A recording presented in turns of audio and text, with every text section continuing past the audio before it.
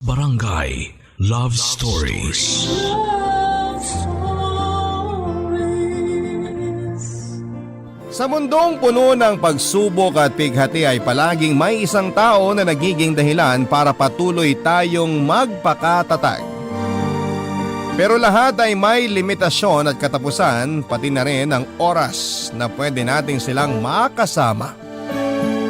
Ikaw kapuso, paano ka muling magsisimula kapag nawala na ang taong nagbibigay sa iyo ng dahilan para mabuhay?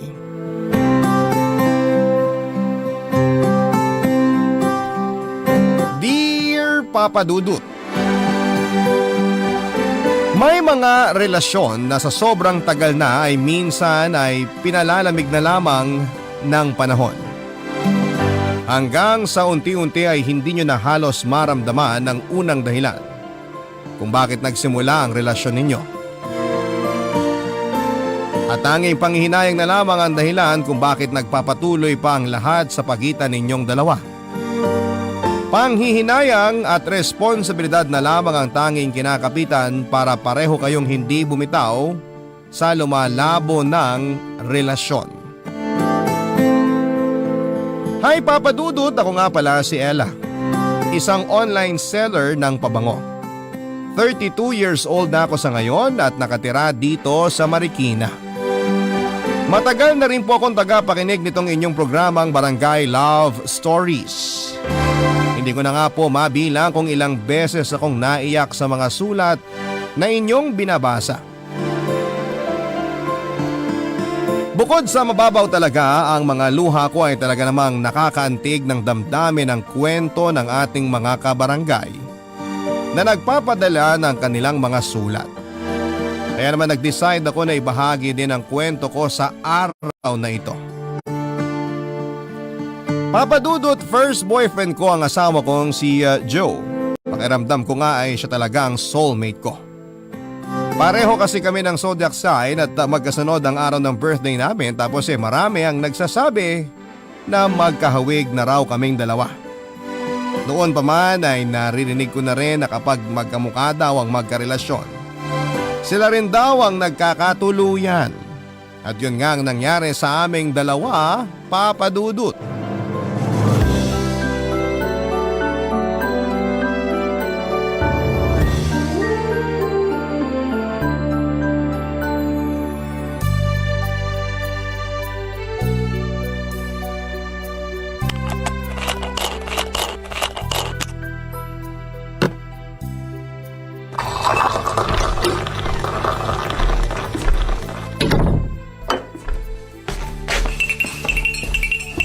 Mine, nagmerienda ka na ba?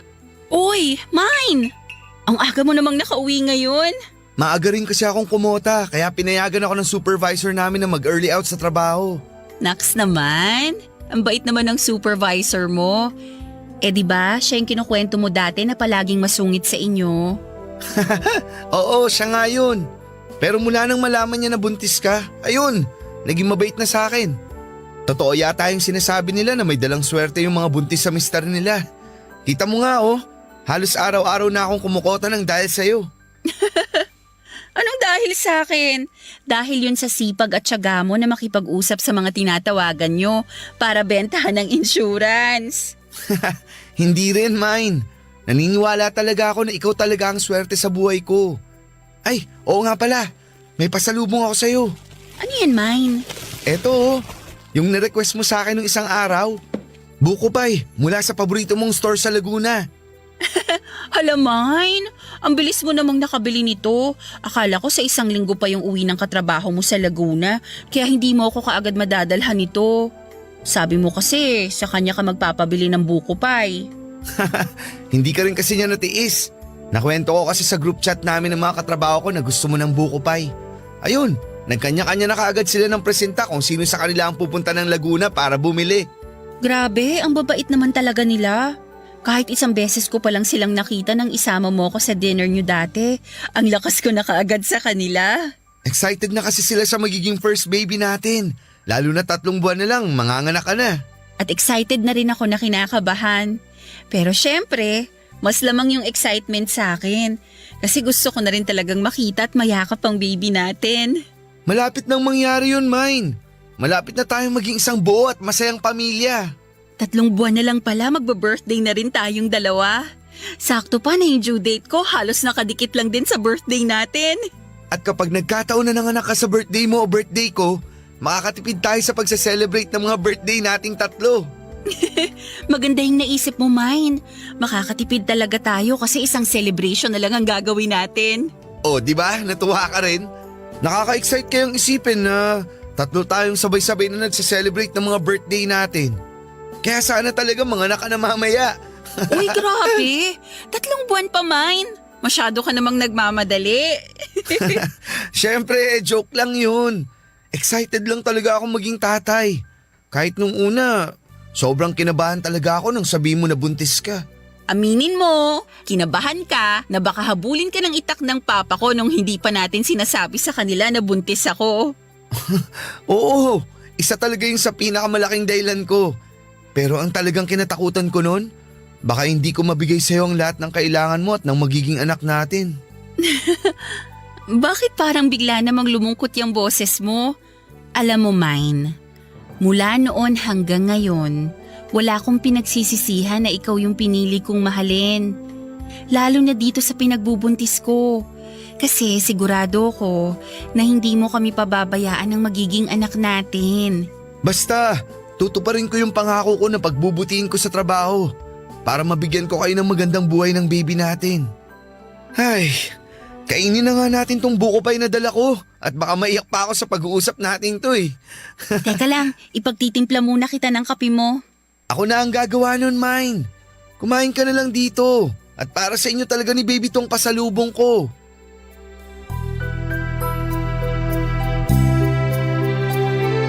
Papadudot, nasa 2nd year college ako at 3rd year naman si Joe nang mabuntis niya ako. Pero hindi siya nagdadalawang isip na panagutan ako noon dahil nasa tamang edad na rin kaming dalawa. Nagkasundo mga magulang naming pareho na ipakasal na kami sa isa't isa na hindi namin tinutulan pa.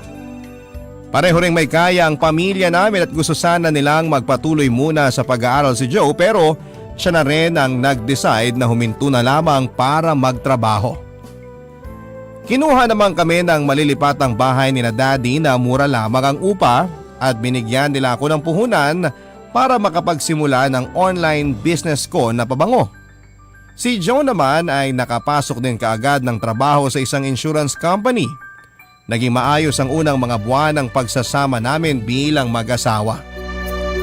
Kahit nakabukod na kaming dalawa sa mga magulang namin ay inaalalayan pa rin nila kami kaya hindi kami gaanong nahihirapan sa buhay. Hanggang sa maipanganak na nga namin ang anak ko sa mismong kaarawan ko. Iba pala talaga kapag may anak ka na, Papa Dudut. Kasi parang doon pa lamang talaga nag-uumpisa na nararamdaman namin ni Joe na kailangan na naming maging totoong responsable sa mga bawat kilos namin. Noong umpisa ay magaan pa kahit papaano ang lahat sa aming 3 ni Joe at ng anak naming si Maricel. Kaya lang habang lumalaki si Maricel at lumalaki rin ang mga gastusin, doon na nag-umpisa ang pagtatalo namin ng asawa ko. Tungkol sa mga gastusin, gawaing bahay, oras para kay Maricel at kung ano-ano pang bagay na minsan ay parang wala na masyadong sense na pagtalunan pa, Papa Dudut.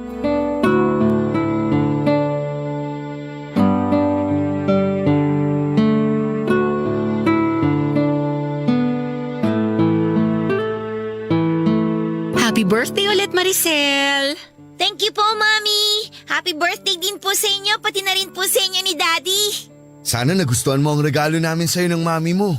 Sobrang nagustuhan ko po kasi favorite cartoon character ko talaga itong nakadrawing sa pajama na binigay niyo sa akin eh. Thank you po dito sa pajama na to, Daddy. Tapos may bago na naman po akong dodrawingan na sketch notebook na galing naman kay Mami. Alam ko kasi na hobby mo talaga na mag-drawing. Kaya yan kaagad ang naisipan kong ibigay sa'yo. Thank you po talaga sa inyo, Daddy! Sobrang saya ko po ngayong birthday celebration nating 3.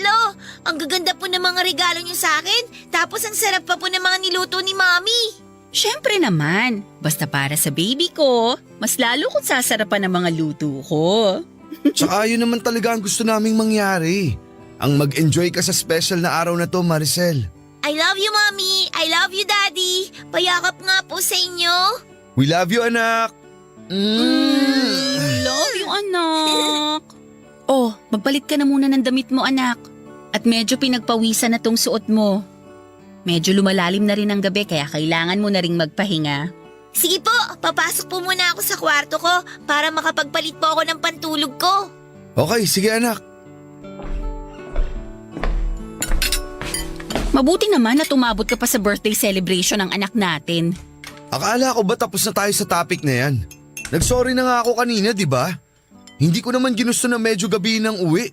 Anong medyo gabihin? Alam mo ba kung anong oras ka na nakauwi dito sa bahay? Halos mag-aalas 9 na. Gusto ko na ngang mauna na kaming kumain ni Maricel kanina para hindi na siya mapuyat. Pero nakiusap lang siya na hintayin ka para sabay-sabay tayong hipan niyang kandila sa birthday cake na yan. Pero nagpaliwanag na nga ako kung bakit late na ako nakauwi. Masyadong mababa ang benta ng team namin kaya pare-pareho kaming kailangan na mag-overtime. Overtime! Wala na akong ibang narinig mula sa iyo kung hindi ang lecheng overtime mo. Ella, pwede bang wag mo akong simulan? Pagod ako sa trabaho ah. O bakit? Ikaw lang ba ang pagod? Baka nakakalimutan mo na may negosyo rin akong inaasikaso kahit nandito lang ako sa bahay. At ako pa ang nagluto ng lahat ng pagkain nandyan sa lamesa na yan. Sinabi ko naman sa'yo na umorder na lang tayo ng mga pagkain, di ba? Tapos ngayon, isusumbat mo pa na napagod ka dahil sa pagluluto mo? Parang kasalanan ko pa na gusto kong makatipid tayo kaya nagluto na lang ako. Wow ha! Thank you sa pag-appreciate ng effort ko, Joe. Saka alam mo, dapat nga magpasalamat ka dahil kahit nakalimutan mong bumili ng regalo para sa anak natin, nagawang ko pa ng paraan. Wala ka na ngang oras para kay Maricel? Tapos pati ba naman pagbili ng regalo? Makakalimutan mo pa? Kailangan ba pati yan isusumbat mo pa sa akin? Alam mo naman na mula nang ma-promote ako sa trabaho, marami na akong bagay na nakakalimutang gawin. Pero huwag mo naman sanang kalimutan yung responsibilidad mo bilang asawa ko at tatay ng anak natin. Na-promote ka nga, pero hindi naman masyadong nadagdagan ng sinisweldo mo. Tapos parang halos kulang na lang, doon ka na sa opisina nyo tumira. Sa umpisa lang naman to kasi nag-a-adjust pa ako. Intindi mo naman sana yun. Mahigit kalahating taong ka ng supervisor. Hanggang kailan ba kami mag-a-adjust ni Maricel lang dahil lang sa promotion mo? Mommy, Daddy, nag-aaway po ba kayo? Maricel, kanina ka pa ba dyan? Mommy, bakit po kayo nagsisigawan? Galit po ba kayo na hinintay natin kumain si Daddy? Siyempre hindi. Masaya nga ako na sabay-sabay tayong nakapag-blow ng birthday candle na lagi nating ginagawa. Anak, hindi talaga kami nag-aaway ng mami mo. May pinagtatalunan lang kami pero maliit na bagay lang yun. O bakit pala hindi ka pa nagpapalit ng damit mo? Hindi ko po kasi makita yung paborito kong pantulog. O, sige, ako nang maghahanap nun. Halika, bumalik na tayo sa kwarto mo. Papadudot mula nga nang ma-promote sa trabaho si Joe ay nabawasan talaga ang oras niya para sa amin ni Maricel. Palagi siyang naka-overtime at nakikipag-unahan na makakota sa ibang supervisor sa opisina nila. Gusto niya kasing magpakitang gila sa ibang boss nila at ipakita na deserve niya ang promotion na natatanggap niya. Ayun nga lang, kami naman ni Maricel ang naapektuhan ng dahil doon. Dahil maraming bagay na siyang nakakalimutan na tungkol sa aming dalawa. Hindi na rin namin siya nakakasabay kumain ng hapunan. At hindi na kami nakapamamasyal na magkasamang tatlo.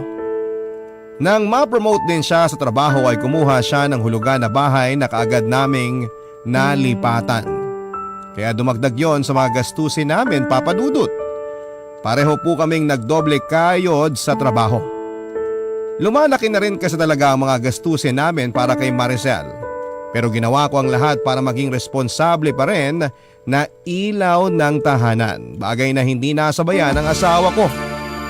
Masyado siyang nag-focus sa trabaho niya na madalas ay dinadala niya hanggang sa bahay namin, Papa Dudut. Wala na nga siyang oras para kay Maricel. Tapos Madalas pang mainit ang ulo niya sa amin na mag-ina niya, Papa Dudut. Ang mga kwento ng pag-ibig, kwento ng buhay at kwento ng pag-asa. Nasa Spotify na, Barangay Love Stories. Pakinggan kahit kailan, kahit saan. Barangay Love Stories sa Spotify. Kinig na, kabarangay! Sean, ang asawa kong si Joe. Nakita ko kasi na nahihirapan talaga siya sa bagong posisyon niya sa trabaho niya. Kaya lang masyado na talaga siyang nilalamon ng trabaho niya. Kahit 2 taon na siya noon na supervisor, lalo lang lumala ang ugali niya na pagiging workaholic. Kaya naman mas lalo ring lumala ang mga pagtatalo naming mag-asawa. Papa Dudut, hindi nagtagal ay nagdesisyon na kami ni Joe na maghiwalay na lamang. Ang dahilan namin ay hindi na lang tungkol sa pagiging workaholic niya. Mas dumami ang bagay na pinagtatalunan naming dalawa. Simpleng ulam lang sa lamesa ay nagsisigawan na kami. Makalimutan niya lamang na magbayad ng bill ng tubig at kuryente, galit na kaagad ako sa kanya. Hindi ko lang nalabhan ang isusuot niyang pantalon, nasisigawan na niya kaagad ako. Marami pa kaming bagay na hindi na pagkakasunduan sa bahay, Papa Dudut. At lahat yon ay maliit na bagay lamang talaga na para bang kami na rin ang nagpapalaki ni Joe. Kaya naman humantong na talaga kami sa paghihiwalay, Papa Dudut.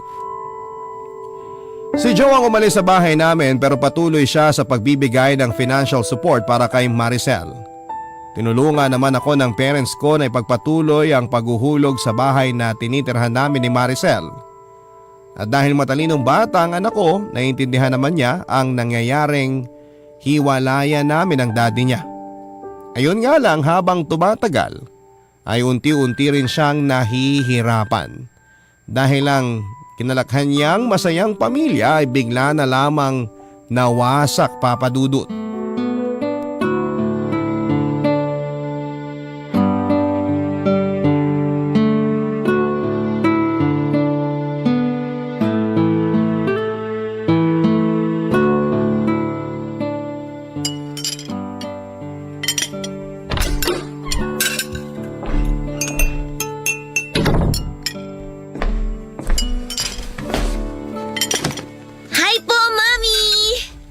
Nakauwi ka na pala. Sakto kasi katatapos ko lang magluto nitong pancake na merienda mo. Wow! Favorite ko po yan! Lahat naman ng niluluto ko, favorite mo eh. Siyempre po, lahat kasi ng niluluto nyo, masarap po talaga, Mami. Sus, binola pa ako ng anak ko. Totoo po yun, Mami. Kaya nga po palagi ako malakas kumain kapag nandito ako sa bahay eh. Kasi wala akong pinalalampas sa mga niluluto nyong pagkain para sa akin. Naku, mukhang may gusto ka lang ipabili sa akin ah. Wala po. Nagsasabi lang po talaga ako ng totoo. Umupo ka na nga dito nang makapagmerienda ka na. Sige po. Oh, eto na yung pancake at chocolate drink mo. Thank you, Mommy. You're welcome, anak. Malapit na nga pala ang birthday mo. Birthday po nating 3 ni Daddy. Oo nga naman, birthday nating 3. Ano bang gusto mong gawin sa birthday natin? Gusto mo ba na i-invite natin ang mga classmate mo para makapag-celebrate ka kasama sila? Hindi na po. Alam niyo naman po na konti lang ang friends ko sa school namin eh. Eh di yung mga friends mo na lang ang invite natin. Busy po sila sa araw na yon. Ah, ganun ba? O sige, ipagluluto na lang kita ng paborito mong carbonara kahit wala tayong bisita. Yay! Sige po, Mommy! At saka para mas maging espesyal pa ang birthday mo, ano gusto mong regalo? Sabihin mo lang sa akin at ibibigay ko sa'yo yon. Talaga po? Kahit ano pong hilingin ko, bibigay nyo? Oo naman, basta ba kaya kong bilhin eh. Hindi nyo naman po kailangan gumastos sa regalo na gusto ko. Anong ibig mong sabihin, Maricel? Mami, yung gusto ko po sanang regalo sa birthday ko, yung makapag-celebrate po ulit tayong 3 ni na Daddy ng magkakasama kagaya ng dati. Nung 1 taon po kasi si Daddy ang kasama ko nung birthday niya sa apartment niya. Tapos nung birthday po natin, tayo tayong dalawa na lang po yung magkasama dito sa bahay? Maricel, naiintindihan mo naman siguro yung sitwasyon natin ngayon. Pati na rin yung tungkol sa amin ng daddy mo. Opo, naintindihan ko naman po, Mami. Pero baka po mapagbigyan niyo ako na makapag-celebrate ulit tayong tatlo na magkakasama sa birthday natin. Yung sabay-sabay po tayong magbo-blow ng candle ng birthday cake natin. Tapos yayakapin niyo po ako ng mahigpit pagkatapos po nun. Sa totoo lang anak, hindi kasi ako sigurado sa magiging schedule ng daddy mo. Baka hindi rin siya pwede sa araw mismo ng birthday natin. Ganun po ba? Sayang. Miss ko na po kasi talaga yung pagsa-celebrate nating tatlo ng magkakasama eh. Miss ko na po yung mga oras na palagi tayong namamasyal. Kaya sana po mapagbigyan niyo ako sa hiling ko na yon. Kasi yun lang naman po talaga ang... Maricel, bakit? Anong nangyayari sa'yo? Mami, nahihilo po ako. Sumasakit po yung ulo ko. At saka... Oh! Maricel? Maricel, anak! Anak, gumising ka! Papadudot, sobrang nataranta talaga ako nang bigla na lamang mahimatay si Maricel na kaagad kong nasalo nang matumba siya mula sa kinakaupuan niya. Ilang beses ko pang tinapik-tapik ang pisngi niya pero hindi kaagad siya nagkaroon ng malay. At dahil wala naman akong kotse, kaagad ako humingi ng tulong sa mga kapitbahay namin para madala sa ospital ang anak ko. Mabilis ding nakarating doon si Joe nang tawagan ko siya. Nung una, sinabi ng doktor na anemic ang anak namin pero may mga test pa raw sila na kailangang gawin para sa kanya. At pagkalipas ng ilang araw, napahagulhol na lamang ako nang malaman namin ang resulta ng mga test na yon, papadudot. Merong stage 3 leukemia ang anak naming si Maricel. Papadudot, sinabi ko sa mga doktor na gawin nila ang lahat para gumaling ang anak namin ni Joe kaya sinimula na kaagad ang mga therapy na kailangan para sa kanya. Pero mabilis na raw na kumalat ang cancer cells sa iba't ibang bahagi ng katawan ni Maricel at doon na nga nagsimulang manghina ang anak namin. Nakita ko pa rin na pilit niyang nilalabanan yon. Nakita ko rin na para bang nagkaroon siya ng lakas nang sabihin namin sa kanya ni Joe na tutuparin namin ang birthday wish niya na mag-celebrate kaming tatlo ng birthday ng magkakasama. Pinakita at pinaramdam niya sa amin na parang wala siyang sakit dahil doon, papadudot.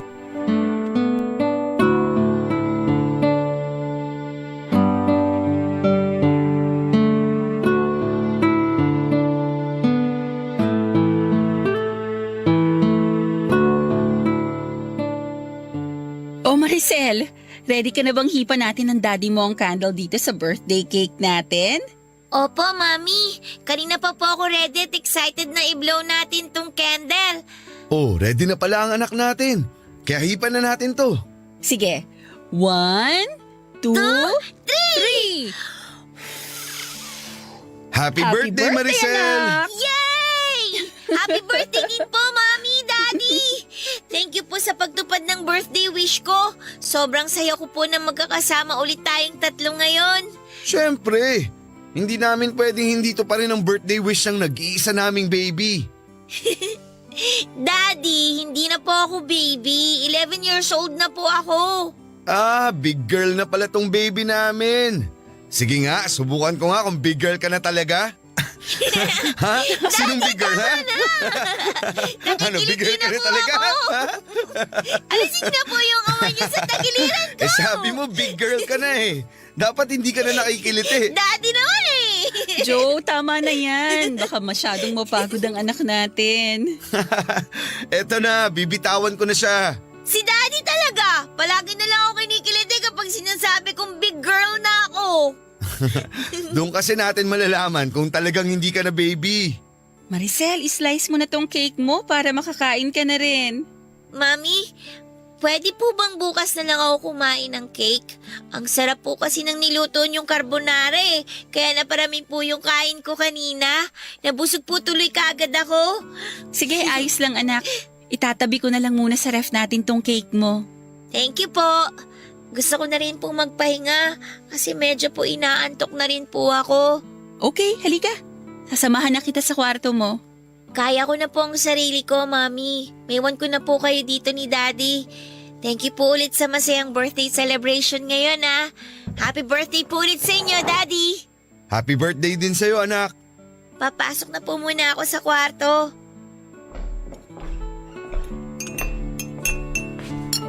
Baka pala hindi ako makasama sa chemotherapy ni Maricel sa Sabado. Bakit naman hindi? Nung isang linggo ko pa sinabi sa iyong tungkol dun ah. May meeting kasi ako sa isang malaking prospect namin na client.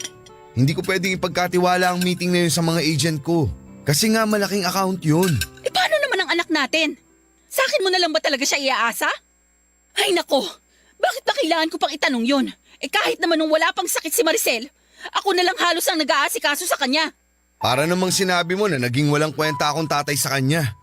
Kaya ako lang naman hindi mabitawan ng meeting na yun dahil malaking incentive ang makukuha ko doon. At magagamit natin yun sa mga panggastos para sa therapy at gamot ni Maricel. Hindi mo kasi talaga naiintindihan ang point dito, Joe. Hindi lang perang kailangan sa'yo ng anak natin. Presensya mo. Presensya mo bilang tatay niya. Eto na naman tayo, Ella. Ako na naman ang masama at ikaw na naman ang dakilang ina. Kasi hindi mo iniintindi kung anong sinasabi ko sa'yo. Mami? Daddy? Nag-aaway na naman po ba kayo? Maricel, anak, hindi kami nag-aaway ng daddy mo. Tama ang mami mo. Nag-uusap lang kami. Bakit po ba palagi na lang kayong nag-aaway? Dapat po ba hindi ko na lang hiniling na magkasama-sama tayo ngayong birthday natin? Gusto ko lang naman po ng masayang birthday celebration. Gusto ko lang po na makasama kayong dalawa. Sobrang hirap po ba talagang ibigay yun sa akin? Sana po hindi nyo na lang pinilit na magkasama-sama tayo ngayon. Kung mag-aaway lang din po pala kayo ulit. Maricel! Maricel, sandali lang! Anak! Papadudot ilang minuto rin pong nagkulong si Maricel sa kwarto niya at umiyak bago niya kami pinagbuksan ni Joe ng pinto. Pareho namang kaming nagsorry sa kanya ni Joe at alam kasi namin na nasira namin ang dapat sana ay masayang birthday celebration naming tatlo. Nangako kami sa kanya na mamamasyal kami kinabukasan at hindi na muli pang mag-aaway. At dahil talagang mabait na bata si Maricel ay tinanggap naman niya ang sorry namin basta raw tutuparin namin ang pangako naming mamamasyal kinabukasan. Hindi ko na rin talaga maintindihan kung bakit gano'n na lamang kadali para sa amin ni Joe ang mag-away at magsigawan, Papa Dudut. Magsisimula sa simpleng pagkatalo na mauuwi sa walang katapusan na sumbatan. Para bang hindi na kami pwedeng magsama ng matagal sa iisang lugar nang hindi kami nagsisigawan. Kahit may usapan kami ng araw na yon na iwasan namin magtalo, ay nauwi pa rin sa sumbatan ang lahat sa aming dalawa. Mali yata talaga na kami ay magkasamang dalawa. Kabarangay, i-share mo ang iyong barangay love stories. Sabay-sabay nating pakinggan ang iyong kwento ng pag-ibig, buhay at pag-asa. Ipadala lang sa barangaylovestories@yahoo.com. Papadudot na tuloy ang pamamasyal naming tatlo nila Joe at Maricel at ng araw na yon ay tinupad namin ni Joe ang pangako namin na hindi kami mag-aaway. Hindi na lamang kami masyadong nagkikibuan para maiwasan namin na magtalo pa kami. Dahil ultimo sa kung saan kami kakain at mamamasyal ay muntik pa naming pag-awayan. Kung hindi pa nga nagsuggest si Maricel ng mga gusto niyang puntahan ay hindi kami hihinto ni Joe sa nag-uumpisa na naming pagtatalo. Pero sa buong araw na magkasama kami ay nakita ko na nag-enjoy si Maricel at kung gaano siya kasaya. Naramdaman ko na sobrang na-miss niya talaga ang makapamasyal kaming tatlo sa mga paborito niyang lugar at kainan. Papadudot na tuloy ang mga therapy ni Maricel at nakita ko kung paano siya naging matapang. Nalabanan ng sakit na meron siya. Kahit gaano siya nasasaktan sa mga tinuturok sa kanyang gamot ay pinipigilan niya ang sarili niya na maiyak. Palagi rin siyang nakangiti kahit na nanghihina siya pagkatapos ng therapy. At yung pagiging matatag at matapang ng anak ko ay sinasabayan ko ng araw-araw na pagdarasal sa Poong May Kapal na sana ay malampasan namin ang napakalaking pagsubok na yon. Na sana ibigay na lamang sa amin ni Maricel, na sana ipagalingin niya ang anak ko, na sana ay makasama pa namin siya ng mas mahaba pang panahon. Kaya nga lang Papa Dudut, bigo ako. Dahil pagkalipas ng halos 1 taon, sinabi ng doktor na umakyat na sa stage 4 ang cancer ni Maricel at binigyan na rin ng taning ang buhay niya. Hindi ko po yun natanggap at patuloy akong nananalig noon na gagaling ang anak ko, na magkakaroon ng himala at sasabihin ng doktor na wala ng cancer ang anak ko, Papa Dudut.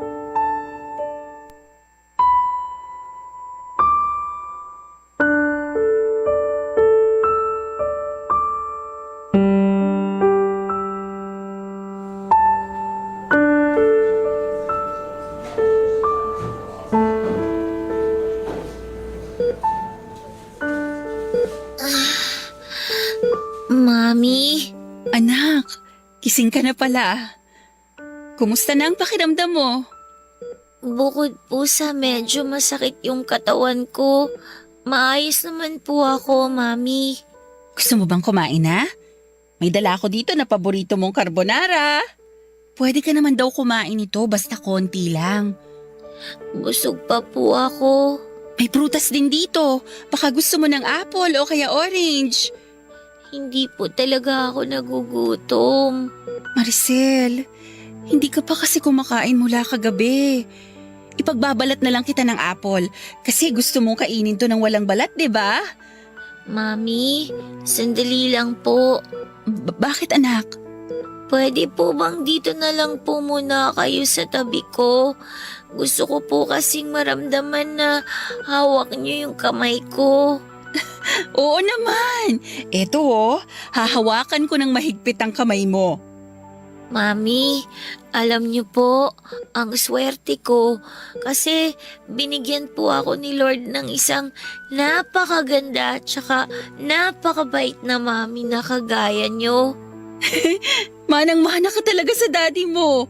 Gusto mo na parati akong binobola. Hindi naman po pambobola yun. Totoo po yung sinasabi ko.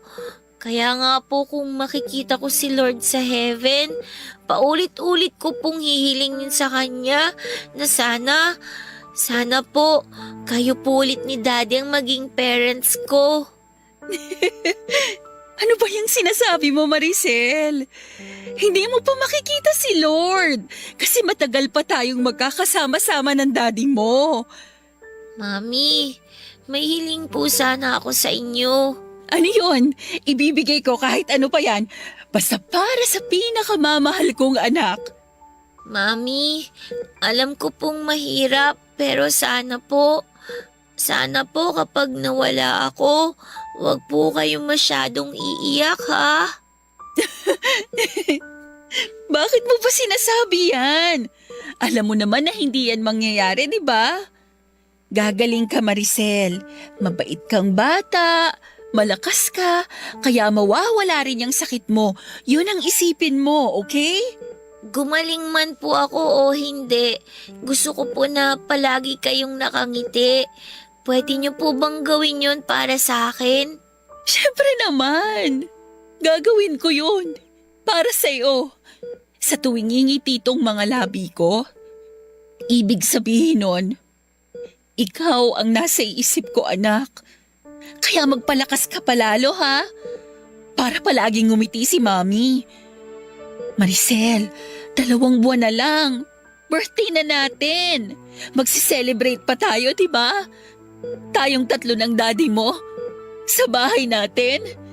At promise, gagawin naming pinakamasayang birthday celebration natin to. Okay lang naman po kahit hindi na tayo mag-celebrate. Ang mahalaga lang naman po sa akin, yung magkakasama tayo ni Daddy. Mami, sorry po kung nagagalit ako sa inyo ni Daddy kapag nag-aaway kayo ha. Sorry po kung naging pasaway akong anak sa inyo. Hindi mo kailangan na mag-sorry dahil kahit kailan, hindi ka naging pasaway at naging napakabait mong anak sa amin ng daddy mo. Kayo rin po ni Daddy, naging napakabait niyo po sa akin. Kaya paulit-ulit po akong nagpapasalamat na kayong binigay ni Lord sa akin. Mami, gusto ko na po muna ulit matulog. O sige, ayos na ba yung pagkakahiga mo? Opo. Okay, lalabas lang muna ako ha. Kukuha lang ako ng kape ko. Pero babalik din kaagad si Mami. Magpahinga ka lang dyan, Maricel, ha? Babalik ka agad ako. Sige po, Mami.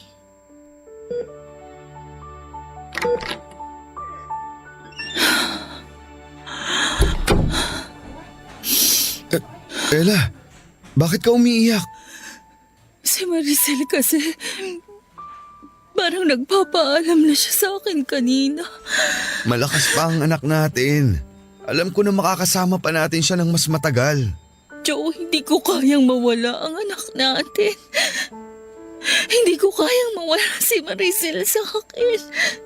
Hindi ko kaya. Hindi ko kaya. Magpakatatag ka lang, Ella. Kailangan natin kayanin to, lalo na ngayon. Hindi tayo pwedeng makita ni Maricel na pinanghihinaan ng loob. Kailangan niya tayong dalawa ngayon. Kaya please, alam ko na may hirap pero kailangan nating tatagan ng loob natin para kay Maricel. Papa Dudut, pakiramdam ko noon ay pinaparusahan kami ni Joe ng puong may kapal dahil pareho kaming hindi naging mabuting asawa sa isa't isa. Hindi namin natupad ang pangakong binitawan namin sa altar, Papa Dudut. At hindi namin nagampanan ng maayos ang tungkulin namin bilang isang magulang kay Maricel. Kaya bilang kaparusahan ay tinakda niya na kunin ang maagang anak namin.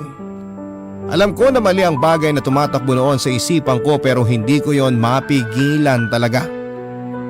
Ang naisip ko rin noon, Papa Dudut, ay bakit naman kailangan na si Maricel pa ang makaranas ng ganong sakit? Bakit kailangan na siyang magkaroon ng malubhang karamdaman at bakit hindi na lamang ako? Kasi handa naman akong akuin ang lahat. Huwag lamang masaktan ang anak namin ni Joe. Mas mababawasan siguro ang kirot na nararamdaman ko noon kung sakaling hindi ko nakikitang naghihirap ang anak ko. Kaya nga lang, Papa Dudut, hindi sa akin ibinigay ang sakit na yon.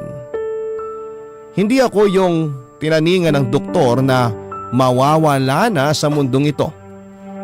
Hanggang sa dumating nga ang oras na kinakatakutan ko. Ang pagpanaw ni Maricel isang buwan bago ang aming birthday. Sobrang sakit noon kasi umasa pa ako na muli kaming magkakasama-sama sa araw ng birthday namin. Nangako ko sa kanya ng isang napakasayang birthday celebration. Magluluto ako ng paborito niyang pagkain, bibigyan ko siya ng maraming regalo at hihipa namin ng sabay ang kandila sa paborito niyang birthday cake. Isang pangako yon na tinupad ko pa rin kahit ako na lamang mag-isa sa bahay, Papa Dudut.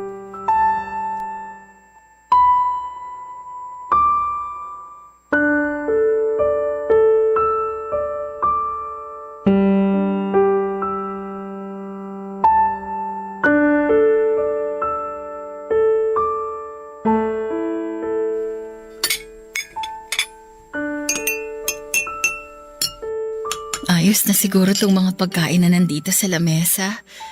May carbonara, fried chicken, buko salad, at saka strawberry ice cream. Sigurado ako na magugustuhan lahat to ni Maricel.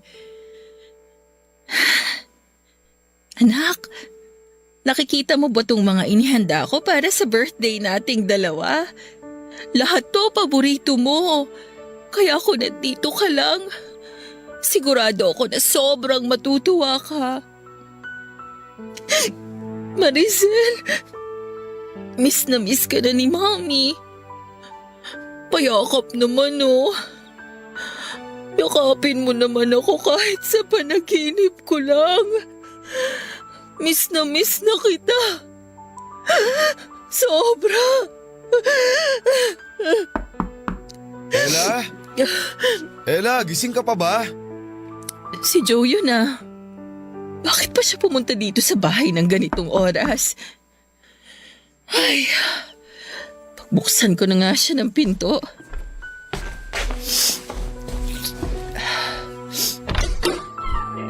Happy birthday! Anong ginagawa mo dito? Pinuntahan kita kasi birthday mo ngayon at birthday ko kahapon. Joe, hindi mo na kailangan gawin to. Hindi mo man lang ba ako papapasukin? Sayang naman tong cake na dala ko kung paalisin mo lang ako. Isa pa, hindi rin ako nakapag-celebrate ng birthday ko kahapon. Pwede bang sabay na tayong mag-celebrate ngayon? Gabi na. Siguro mas mabuti pa Please, kung… Ella. Gusto ko lang mag-celebrate ng birthday kasama ka. Kagaya ng ginagawa natin nung nandito pa si Maricel. Kahit ngayon lang. Pagbigyan mo sana ako. Sige, halika. Pumasok ka na. Salamat.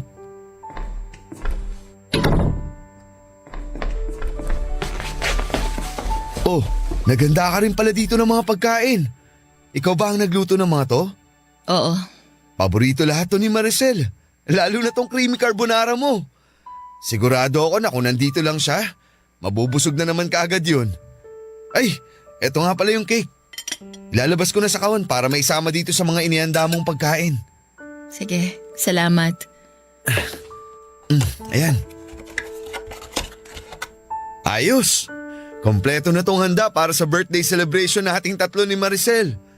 Teka lang, parang may kulang pa pala. Anong ginagawa mo? Sisindihan ko tong kandila dito sa cake natin. Hindi mo naman na kailangan gawin yan, Joe. Hindi kompleto ang birthday celebration na to kung hindi natin sabay hihipan ng kandila na nandito sa ibabaw ng cake. Pero wala na nga si Maricel. Hindi mo ba talaga yun naiintindihan? Wala nang dahilan. Para sindihan mo pa yung kandila na yan dahil wala na rin ang anak ko para hipan yan, Joe. Anak natin, Ella. Pareho nating anak si Maricel. Kaya pareho tayong nawalan dito. Huwag mo naman sanang sarilinin ng sakit. Ako naman kasi talaga yung may kasalanan. Dapat nung una pa lang, napansin ko na kaagad yung pagiging matamlay at sakitin niya. Naakala ko normal lang para sa edad niya. Dapat nakita ko kaagad yung mga pasa sa katawan niya. Dapat hindi ko siya pinabayaan. At kung ginawa ko lang yung tungkulin ko bilang nanay niya, siguro hindi siya nawala sa atin. Kaya kasalanan ko to, Joe. Kasalanan ko kung bakit nawala ang anak natin. May kasalanan din ako. Kasi nawalan ako ng oras para sa inyong dalawa. Alam ko naman, Ella, na ako talaga ang punot dulo kung bakit tayo naghiwalay. Dahil hinayaan ko na sirain ng trabaho ko ang pamilya natin. Nagpalahamon ako sa karir at pera ko. Pero kahit ano palang pagsusumikap ang gawin ko sa trabaho, hindi rin nun maibibigay ang totoong kaligayahan ko. Kasi hindi na iligtas ng perang pinagpaguran ko ang buhay ng anak natin. Joe! Hindi ko lang pinapakita pero palagi kong sinisisi ang sarili ko. Tama ka naman eh. Napakagago ko kasi wala nang ibang naging importante sa akin kung hindi ang trabaho ko. Ella, sorry. Sorry kung hindi ko talaga nagampanan yung papel ko sa pamilya na to. Sorry kung napabayaan ko kayo ng anak natin. Pero please, hayaan mo akong bumawi sa'yo. Hindi pa naman huli ang lahat, di ba? Hindi pa huli para muli nating maayos ang lahat sa ating dalawa. At alam ko na ito rin ang gusto ni Maricel na mangyari.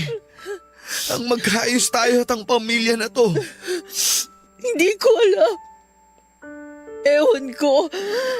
Masyado pang magulo para sa akin ang lahat. Sa totoo lang, hindi ko kasi alam kung paano mag-uumpisa ulit. Hindi ko alam kung paano ko tatanggapin na wala na si Ella sa buhay ko. Joe, alam mo naman na sa kanya umiikot ang mundo ko. At ngayon na wala na siya, hindi ko alam kung paano magsisimula. Hindi ko alam kung paano bibigyan ng dahilan ng sarili ko para magpatuloy sa buhay na to. Basta ang alam ko lang, sobrang sakit. Sobrang sakit dito. Ang sakit-sakit kasi kahit kailan, hindi ko na makikita at mayayakap pa ang anak natin. Papa Dudut, hindi ko talaga alam kung paano muling magsisimula nang hindi na kasama si Maricel. Sa lumipas na halos 12 taon, sa kanya ko na pinaikot ang mundo ko. Mula sa pagising sa umaga hanggang sa pagtulog sa gabi, kaya hirap ako na patakbuhin ang oras ko nang wala na siya sa bahay o sa bahay ko. Halos hindi ko na rin natutukan pa ang online business ko at madalas din na nasa bahay ang mga magulang ko, pero tinataboy ko lang sila at sinasabi ko na kaya ko ang sarili ko. Sila ang tumutulong sa akin noon para sa mga bayarin ko na napabayaan ko na. Pinayuhan din nila ako na mas mabuti raw kung ibenta ko na lamang ang bahay na tinitirhan ko para mabilis ako makapag-move on, bagay na hindi ko sinang-ayunan. Dahil nasa bahay na yon ang ilan sa mga pinakamagagandang ala-ala namin na magkasama ni Maricel. Gabi-gabi at araw-araw po akong umiiyak sa iba't ibang sulok ng bahay, Papa Dudut. Nandun ako palagi sa kwarto ni Maricel at madalas na tinititigan ang mga gamit niya pati na ang mga drawings niya. Minsan din ay niyayakap ko ang mga damit niya o kaya ay ang una niya sa kama. At kapag naaamoy ko siya o kaya ay umiihip ang malamig na hangin, nararamdaman ko na parang nandun lamang siya at nakayakap sa akin. Hirap na hirap talaga akong magsimula muli, Papa Dudut. Hirap akong makita ang bukas nang hindi na siya kasama. Sana kung si Maricel ay tumakbo ang oras ko at umikot ang mundo ko. Paano pa ako magpapatuloy kung pakiramdam ko ay nag-iisa na lamang ako? Isang linggo ang lumipas nang sinimulan kong dalaw-dalawin sa bahay ni Joe, Papa Dudut. Nung una ay tinataboy ko pa siya at sinasabi ko sa kanya na hindi ko siya kailangan. Wala akong ibang kailangan sa buhay ko kung hindi ang anak ko lamang. Umalis din siya sa bahay pero muling bumalik kinabukasan at paulit-ulit ko siyang tinataboy pero hindi niya ako sinukuan. Sinabi niya na palagi lang siyang nandyan para sa akin. Sila na mga taong nagmamahal sa akin. Sinabi niya rin na kailangan kong magpakatatag hindi lamang para sa sarili ko kung hindi para na rin kay Maricel. Sigurado raw siya na nalulungkot ang anak namin kasi nakikita niyang patuloy akong nahihirapan sa pagkawala niya. Hanggang sa hindi ko na nga napigilan ang sarili ko na maiyak sa kanya. Tama naman kasi si Joe sa lahat ng mga sinabi niya. Mas lalo ko lang pinahihirapan ang anak naming si Maricel kung patuloy akong magkukulong sa kalungkutan. Papa Dudut, nagkabalikan din po kami ni Joe hindi lamang dahil sa awa kung hindi dahil sa mas naiintindihan na namin ang isa't isa. Sa pagkawala ng anak namin ay pareho kaming maraming na-realize ng asawa ko. Ang relasyon ay hindi natatapos sa pagtupad ng isang obligasyon, kung hindi sa pagpapakita at pagpaparamdam ng walang katapusang pagmamahal sa gitna ng mga pagsubok na dumarating sa ating buhay. Maraming salamat po sa pagpili at pagbabasa ng sulat ko, Papa Dudut, at sa mga kagaya ko na minsang nawala ng minamahal sa buhay. Piliin nating maging matatag. Totoong madali itong sabihin at mahirap gawin. Pero palagi na lang nating isipin na para makausad tayo, mula sa kalungkutan ay kailangan natin ng isang may mga tao pa rin na natitira para magbigay sa atin ng lakas at magparamdam ng kanilang pagmamahal. Ang inyong forever kapuso at kabarangay, Ella. Barangay Love Stories.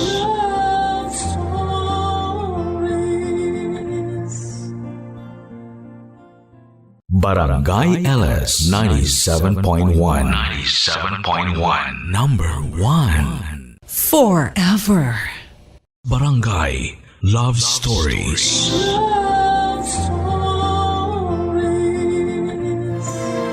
Hindi na siguro mawawala sa uso ang pagbabayad ng utang na loob sa kapwa mo, lalo na sa ating mga Pilipino. Minsan o madalas, mas nababaon pa tayo sa utang na loob kaysa utang sa pera mismo. Ikaw kapuso, naranasan mo na bang hindi makabayad ng utang na loob?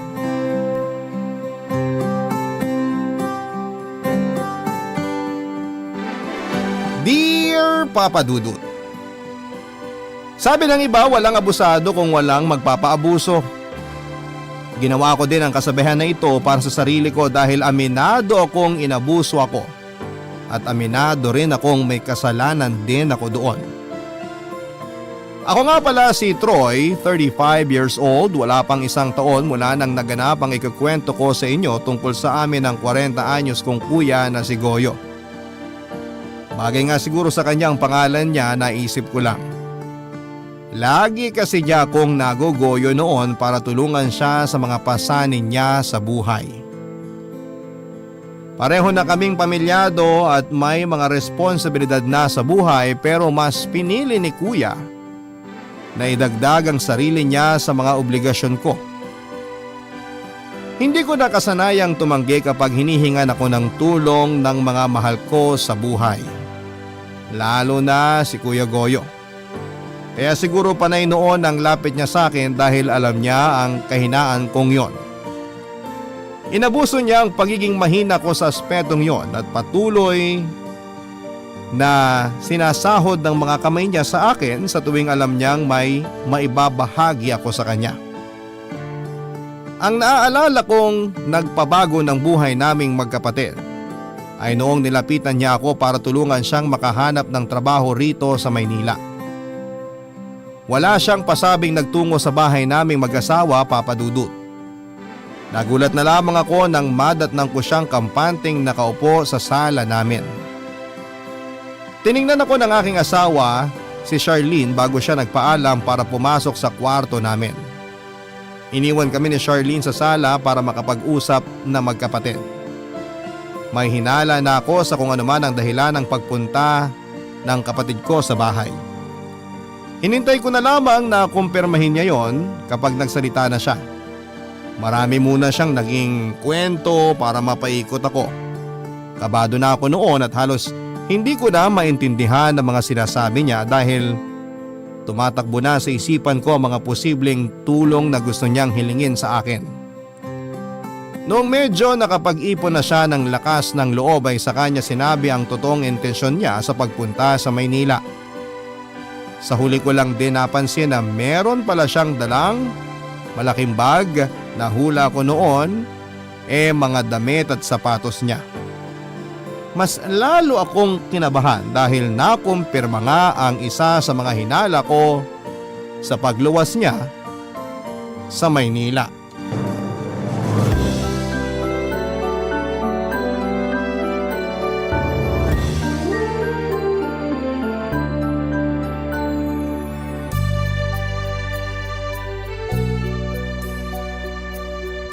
Siguro naman napansin mo na itong dalawang bag ko sa gilid ng sofa nyo.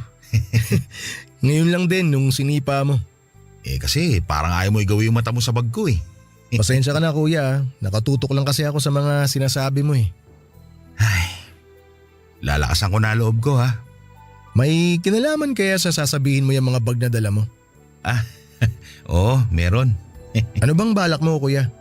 Nahihiya ako Ngayon ka pa mahihiya, marami ka nang nahinging pabor at tulong sa akin. Mukhang binibilangan mo na ako Hindi dapat ganyan kapag kadugo. Wala naman ako masamang intensyon sa sinabi ko. Andito na rin naman tayo. Troy, lumuwas ako rito sa Maynila para humingi sana ng tulong sa'yo. Kailangan mo ba ng pera, kuya? Kasi kung oo, malabong mapahiram kita. Kasi simula pa lang naming magbayad ng loan eh. Kailangan ko nga ng pera pero huwag kang mag-alala. Hindi ako hihingi sa'yo. Ano bang may tutulong ko sa'yo? Bahay. Hindi kita kayang bilhan ng bahay, kuya. Kaya nga ako nag-loan para may pandagdag ako sa down payment ng kukunin naming bagong bahay ni Charlene. Hindi ako hihingi ng bahay, ikaw talaga. Kailangan ko sana na matutuloy ang pansamantala rito sa Maynila para sa papasukan kong trabaho.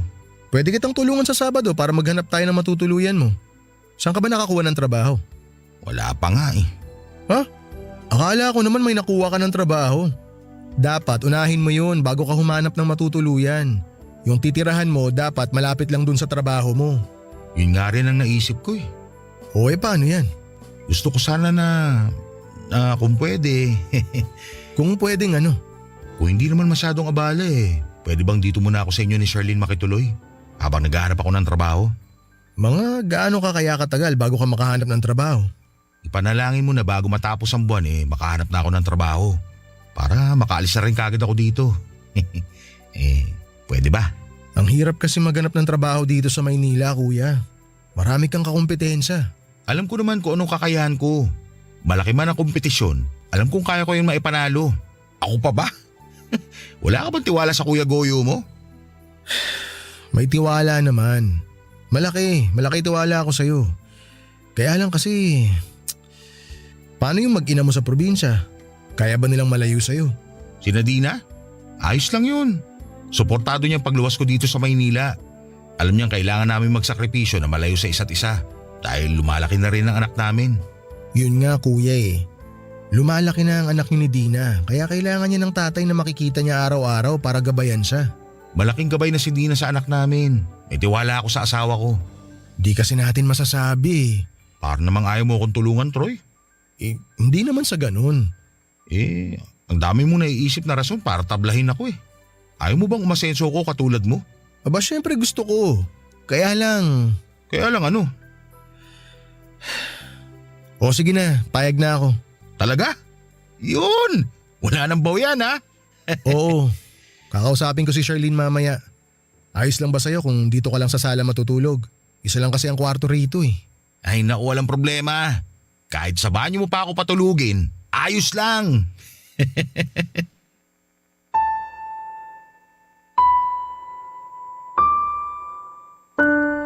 Nakita ko kung gaano kasaya si kuya noong pumayag akong makituloy muna siya pansamantala sa bahay namin ni Charlene. Wala na naman akong nagawa, Papa Dudut.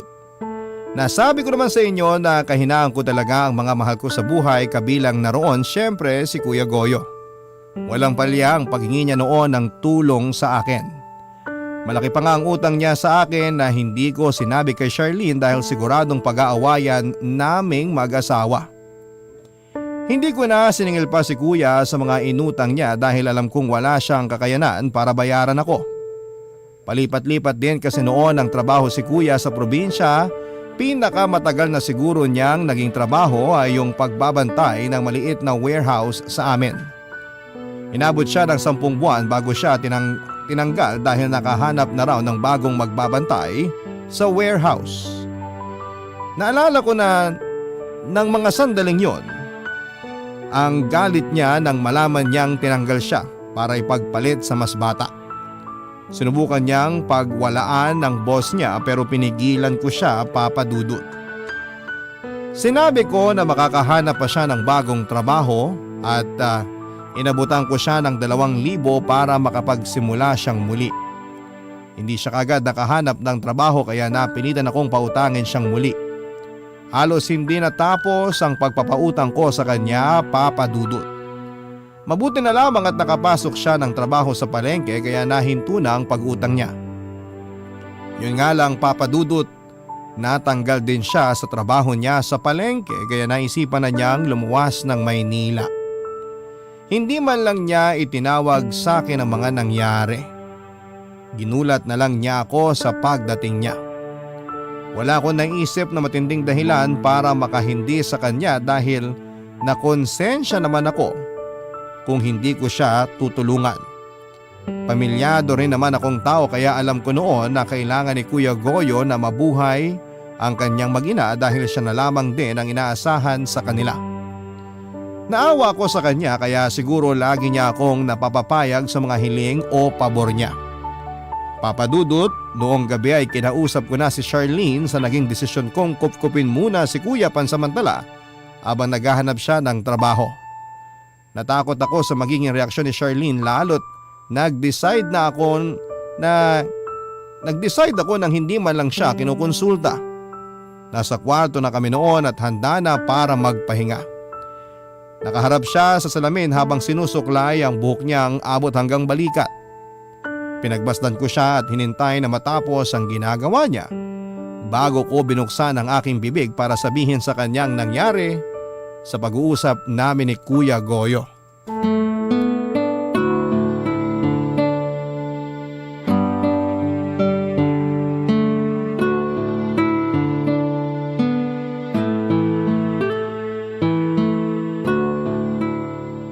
Lusaw na ako. Ha? Kanina ka pa nakatitig sa akin habang nagsusuklay eh. Sorry. Nagandahan lang siguro ako. Sa suklay o sa akin? Siyempre sa'yo. Kahit anong suklay pa ang nakapaligid sa'yo, ikaw pa rin ang tititigan ko. Pakilig naman to.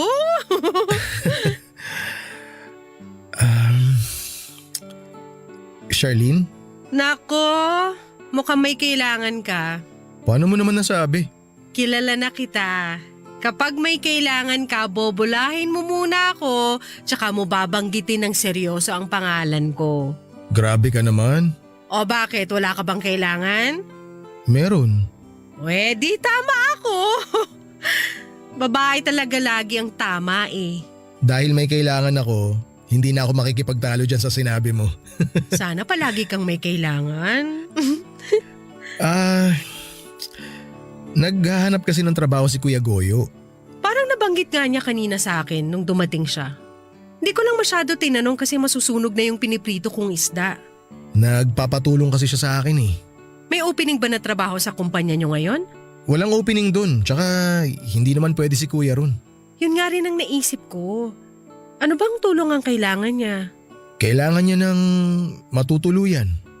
Troy, wag mo sabihin… Nagipit na rin kasi ako kanina eh. So nagdesisyon kang patuloyin siya rito nang hindi man lang ako sinasabihan? Sorry, Troy naman! hindi lang ako makahindi. Kailan ka ba matututong humindi sa kapatid mong yan, ha? Akala ko naman makikitulog lang ngayong gabi rito sa bahay. Yun Mga pala… ilang araw lang naman siguro siya rito. Siguro? Yan ba ang pangahawakan mo? Siguro? Kailangan ko magtiwala sa kanya. Sana makahanap siya agad ng trabaho para makaalis na siya rito. Paano kung wala siyang mahanap? Alam mo namang hindi sapat ang kinikita nating pareho ngayon. May loan pa tayong kailangan bayaran. Nagalaw na nga natin yung ibang ipon natin dahil ilang beses nang nagkasakit ang baby natin. Alam ko naman yun. Gusto ko nga sanang tumanggi kanina pero naawa kasi ako kay Kuya. Sa atin, kailan ka maaawa? Kumpara naman sa buhay niya, mas nakakaangat tayo. Di pa tayo umaabot sa punto na kailangan tayong kaawaan.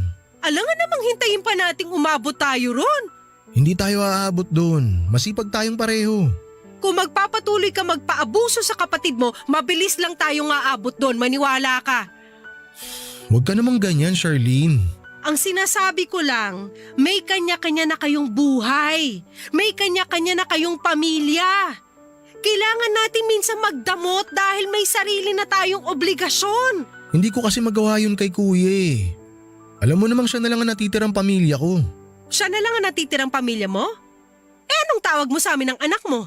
Ano kami para sa'yo? Halaman? Hindi naman yun ang ibig kong sabihin. Alam mo namang hirap ako magpaliwanag, Charlene. Sana intindihin mo na lang ako. May magagawa pa ba ako? Nakapagdesisyon ka na. Hindi na to mauulit. Sa susunod sasabihin ko na muna sa iyo yung mga hiling ni Kuya bago ako magdesisyon. Promise. So may inaasahan ka pang susunod na pabor sa kuya mo. Sana wala na pero… Charlene naman. Alam mong mahina ako magpaliwanag eh. Ano pa nga ba magagawa ko kundi intindihin ka na lang? Ayusin mo na lang yung kama. Matulog na tayo.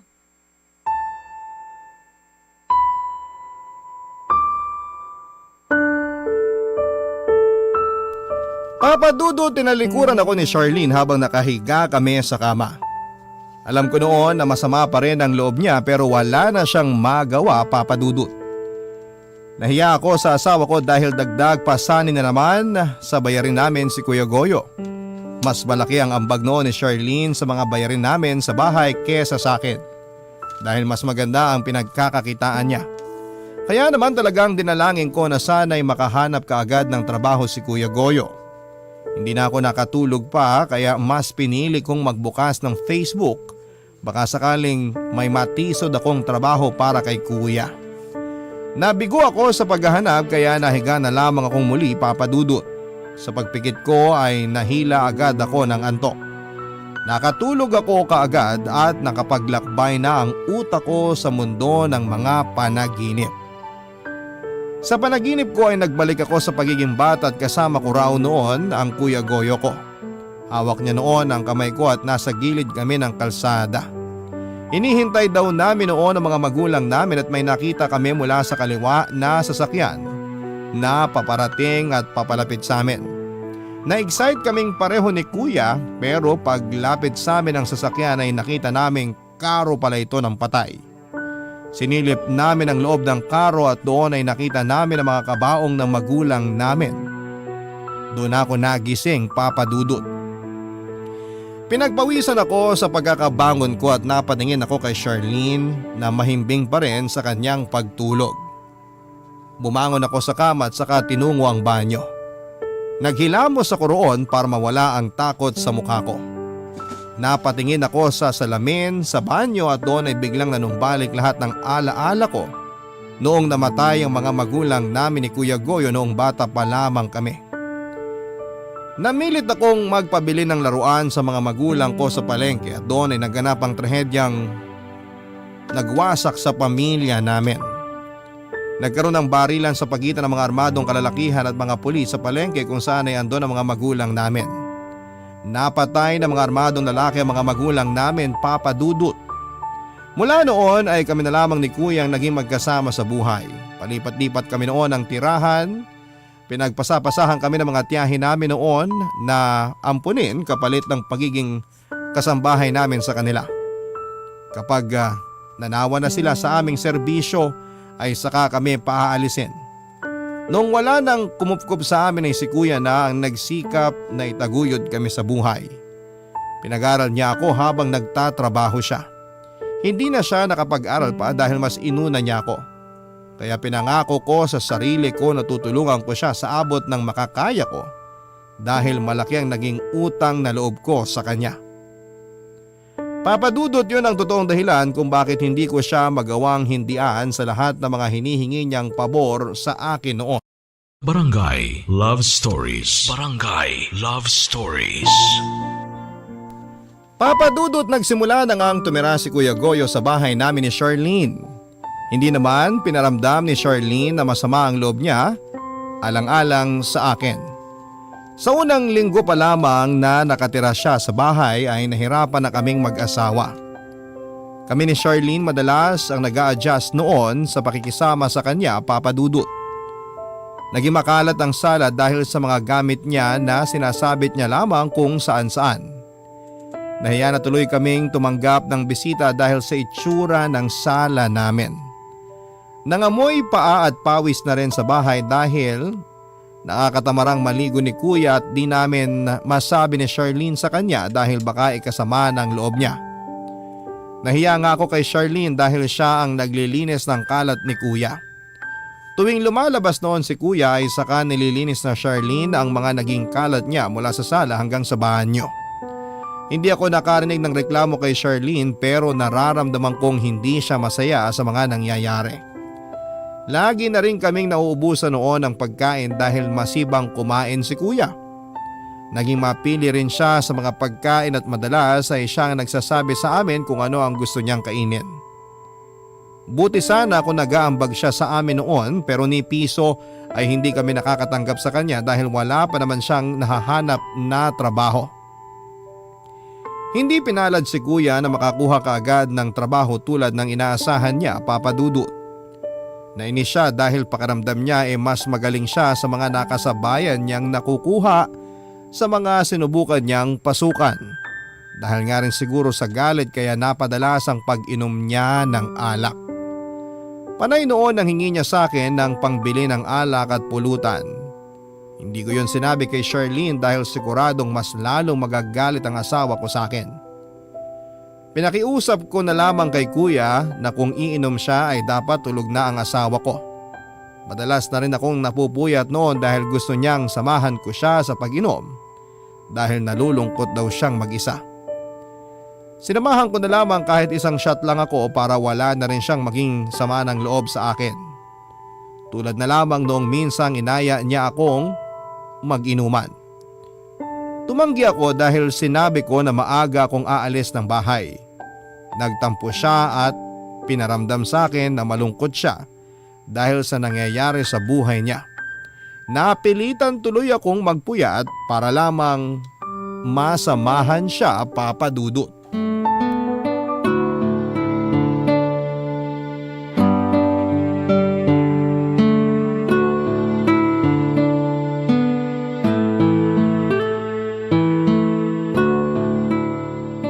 Hina mo namang uminom, Troy. Para kang bagito sa inuman eh. Isang shot pa.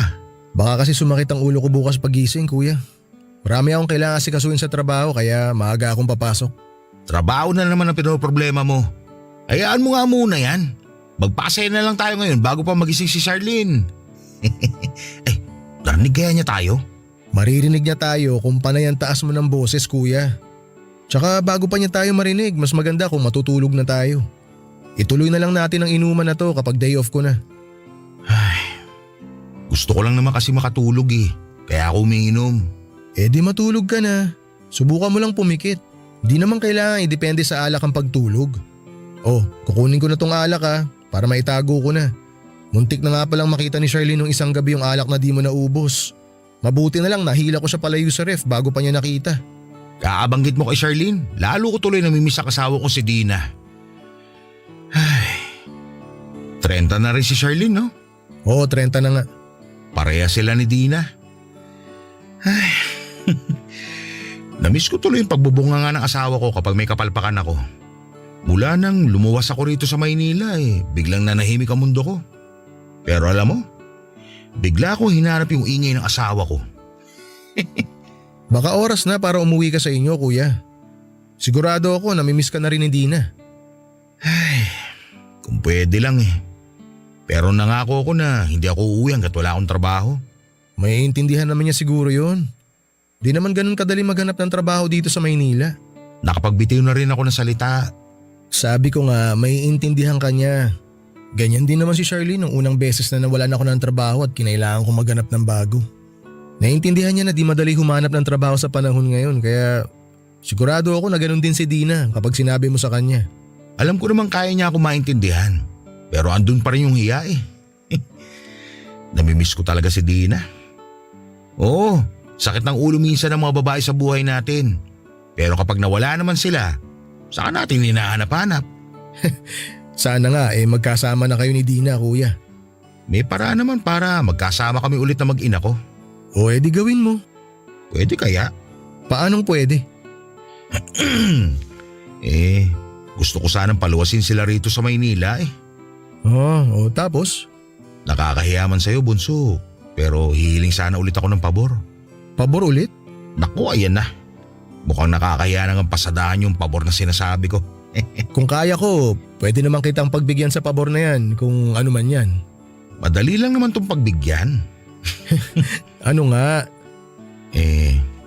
Ayos lang ba kung luluwasin na Dina rito sa Maynila? Sagot naman nila ang pamasahe. Huwag kang mag-alala. Hindi ako hingi sa'yo kasi nakakahiya na rin. Di naman ako may-ari ng Maynila eh. Lumuwas lang sila kung kailan nila gusto. Hindi ko naman may pagbabawal yun. Pero pag-aari mo kasi itong bahay. Ha? Anong ibig mong sabihin, kuya? Ito naman hindi pa makalata sa gusto kong puntuhin. Sige, didiretsohin ko na nga.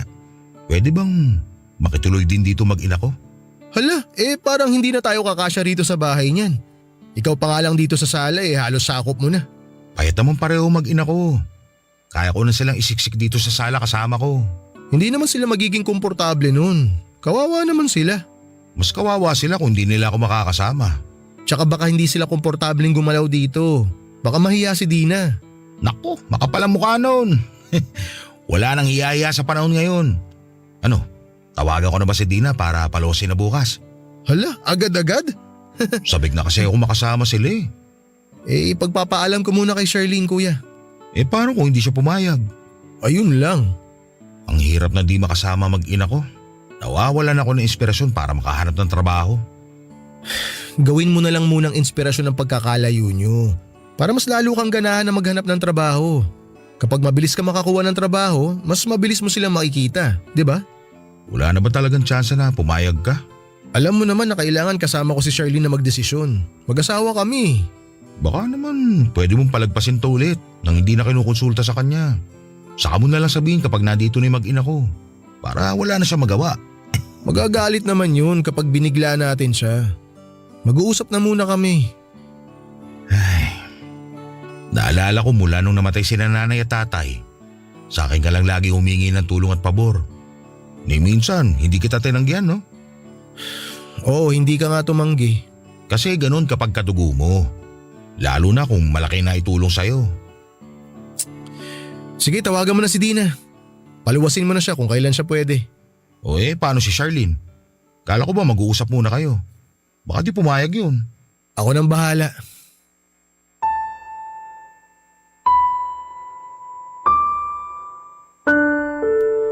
Nakapagbitiw na naman ako ng salita at alam kong hindi yon magugustuhan ni Charlene kapag nalaman niya. Napapayag ko nang matulog si kuya after niyang tawagan si Dina para paluwasin na sila pag sikat pa lamang ng araw.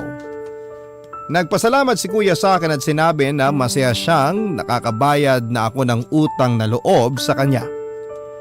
Sinagot ko na lamang yon ng matipid ng ngiti at saka nagpaalam na para pumunta sa kwarto namin ni Charlene. Inasahan kong tulog na ang asawa ko pero pagkabukas ko ng pintuan ay nakita ko siyang nakasandal lamang sa headboard ng kama at nagbabasa ng libro. Nakasuot ng reading glasses niya na medyo lumuluwag na sa kanya. Nang maramdaman niya ang pagpasok ko ng kwarto ay napatingin siya sa direksyon ko. Initian niya ako at inaya na sa kama para magpahinga. Nag-aalangan pa ako at sinabing magbabanyo muna ako. Hindi naman ako naiihi o di kaya naman ay kailangang madaliin ang pagsisipilyo pero nagtagal ako sa banyo para practicein kung paano ko sasabihin kay Charlene na napag-usapan namin ni Kuya Goyo. Noong sa tingin ko ay kaya ko nang harapin si Charlene ay saka ako lumabas ng banyo. Napansin niya na siyempre nagtagal ako sa banyo. Alam niyang kapag nagtutungo ako doon mabilis lamang dahil na liliitan ako sa banyo namin at pakiramdam ko ay hindi ako makahinga. Inaya niya akong muli para tabihan siya.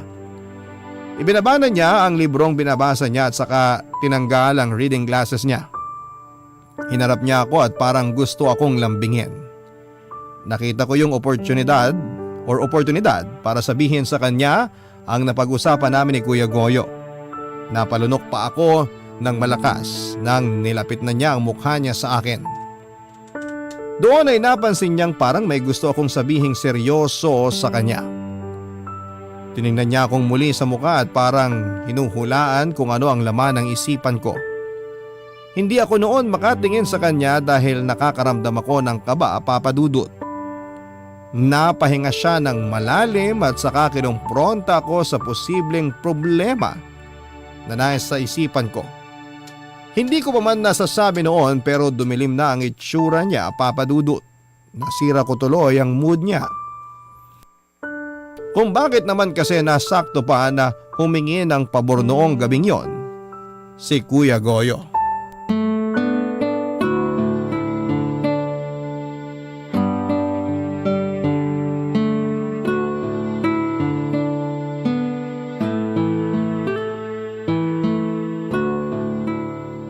Tapatin mo na ako, Troy. Ha? Anong ha? Sabihin mo na sa akin kung ano man yung gusto mong sabihin. Paano mo naman nahulaan na meron akong sasabihin sa'yo? Namula agad ang mga tenga mo nung tinignan kita. Hindi ka makatitig sa akin. Pinagpawisan bigla ang ilong mo kahit naka-aircon tayo. Senyales yan na may bumabagabag sa'yo. Grabe? Ganyan mo na ba ako kakilala? Ang tagal na nating nagsasama. Ang dali mo na lang talagang basahin. Magagalit ka ata kapag sinabi ko eh. Mas magagalit ako kapag hindi mo sinabi ngayon. Mag-promise ka muna na di ka masyadong magagalit. Ayoko mangako. Nagkausap kasi kami ni Kuya Goyo kanina. Good news ba yan? Aalis na ba siya? Kailan? Walang aalis pero may darating. Ano na naman yan, Troy? Luluwas bukas yung mag-ina ni Kuya. Sina Dina? Oo, Sana sinabi mo na hindi sila pwedeng tumuloy dito sa bahay, ha? hindi eh. Bakit hindi? Mamaya umasa sila na pwede sila rito sa bahay. Saan sila matutulog niyan kapag dumating sila? Natawagan na kasi ni Kuya si Dina. Tinawagan ng kuya mo si Dina? At nasabi na ni Kuya na sa sala sila matutulog ng pamilya niya. Ano? Oo, hinaan mo lang ang boses mo. Baka magising si baby. Nasisiraan na ba siya ng ulo? Bakit siya magdedesisyon na patuloyin na mag-ina niya rito? Bahay niya ba to? Sabi ko nang hinaan mo lang ang boses mo eh. Kumalma ka nga. Wag mo akong utusang kumalma dahil nanggagalaiti na ako sa galit ngayon. Ang kapal ng mukha ng kuya mo para patuloyin dito ang mag-ina niya nang hindi man lang nagpapasabi sa atin? Actually, sa akin siya nagpaalam. At pumayag ka agad? Oo, Pumayag ka nang hindi man lang muna sinasabi sa akin? kapatid ko kasi yun eh. At asawa mo ako! Bahay natin to! Tayong dalawang dapat magdesisyon dito! Hindi pwedeng ikaw lang! Naipit na rin kasi ako kanina. At mas lalo ka pang gigipitin ng kuya mo kung patuloy mo siya pinagbibigyan sa mga gusto niya! Ngayon lang naman to. Anong ngayon lang? Akala mo ba hindi ko alam ang mga palihim mong pag-aabot ng pera sa kanya? Hindi lang ako kumikibo pero alam ko yon. Di ko lang kasi talaga matanggihan si Kuya eh. Malaki ang utang na loob ko sa kanya. Magkapatid kayo! Dapat nga walang bayaran ng utang na loob eh. Lalo na parehas pa kayong pamilyado. Naaawa rin kasi ako kay Kuya. Nalulungkot siya kasi wala na nga siyang mahanap na trabaho, di pa niya kasama yung mag-ina niya. At sa atin ba hindi ka naaawa? Kaya naman natin eh. May mga trabaho tayo tapos mapalad pa tayo na magkasama tayo sa iisang bahay. Hindi tulad ni Kuya. Bakit parang kasalanan natin kung nakakaangat tayo sa kanila? Kasalanan bang nagsikap tayo para makuha yung mga meron tayo ngayon? Kailangan ba nating mag-guilty sa estado natin dahil lang hindi natin sila katulad? Naaawa lang naman ako. Pansamantala lang din naman to. Pansamantala? Ganyan din ang sinabi mo sa kuya mo eh. Pansamantala lang siya rito pero ilang buwan na ba siyang nakakalibre ng tirahan dito? Baka makatulong ang mag-ina niya para maging ganado siya sa paghahanap ng trabaho. Ako, kailan kaya ako gaganahan sa sitwasyon natin ngayon? Hindi ko na maayos ang pagbabudget para sa atin ng kuya mo tapos magdadagdag pa ng panibagong papalamunin? Hindi naman sila basta-basta palamunin, Charlene. Pamilya ko pa rin sila. Pamilya mo rin kami ng anak mo, Troy! Isipin mo muna ang kapakanan namin bago ang iba! Pwede bang hayaan mo na? Nakapagdesisyon na ako eh. Gagawa na lang ako ng paraan para makaraos tayong lahat. Hindi ko pwedeng pabayaan na lang ang kapatid ko. Dahil nung mga bata pa kami at ako ang nangangailangan, di niya ako pinabayaan. Papadudot yun ang unang beses na nasigawan ko ng ganon si Charlene. Kilala ako bilang kalmadong tao pero napuno na rin kasi ako sa mga nangyayari. Mali ko na sinigawan ko ng ganon si Charlene dahil hindi rin naman niya alam ang tunay na dahilan kung bakit patuloy ako sa pagtulong sa Kuya Goyo ko. In-explain ko naman yon sa kanya at tinanggap niya ang mga sinabi ko pero alam kong masama pa rin ang loob niya dahil sinigawan ko siya. Nakonsensya ako at humingi ng sorry sa mga nagawa ko, Papa Dudut. Tumango lamang siya noon at saka sinabing magpahinga na. Pinuntahan niya sa crib ang baby namin at nung kontento na siya sa pagkakatulog ng anak namin ay saka naman siya bumalik sa kama. Sinubukan kong halikan siya pero umiwas siya sa akin, Papa Dudut. Tinalikuran niya ako at saka hinila ang kumot sa pwesto niya. Nanakit ang ulo ko noon sa pinaghalong stress at nabiting alak. Hindi ako nakatulog kakaisip sa mga nangyayari sa bahay namin. Umaga na noong natapos akong pagurin ang utak ko, Papa Dudut. Naghanda na ako para pumasok sa trabaho at hindi pa rin ako kinikibo noon ni Charlene at hindi naman nakahalata si Kuya na nag-away kaming mag-asawa noon. Bago ko umalis ay narinig ko pang nag-uusap sina Dina at Kuya Goyo.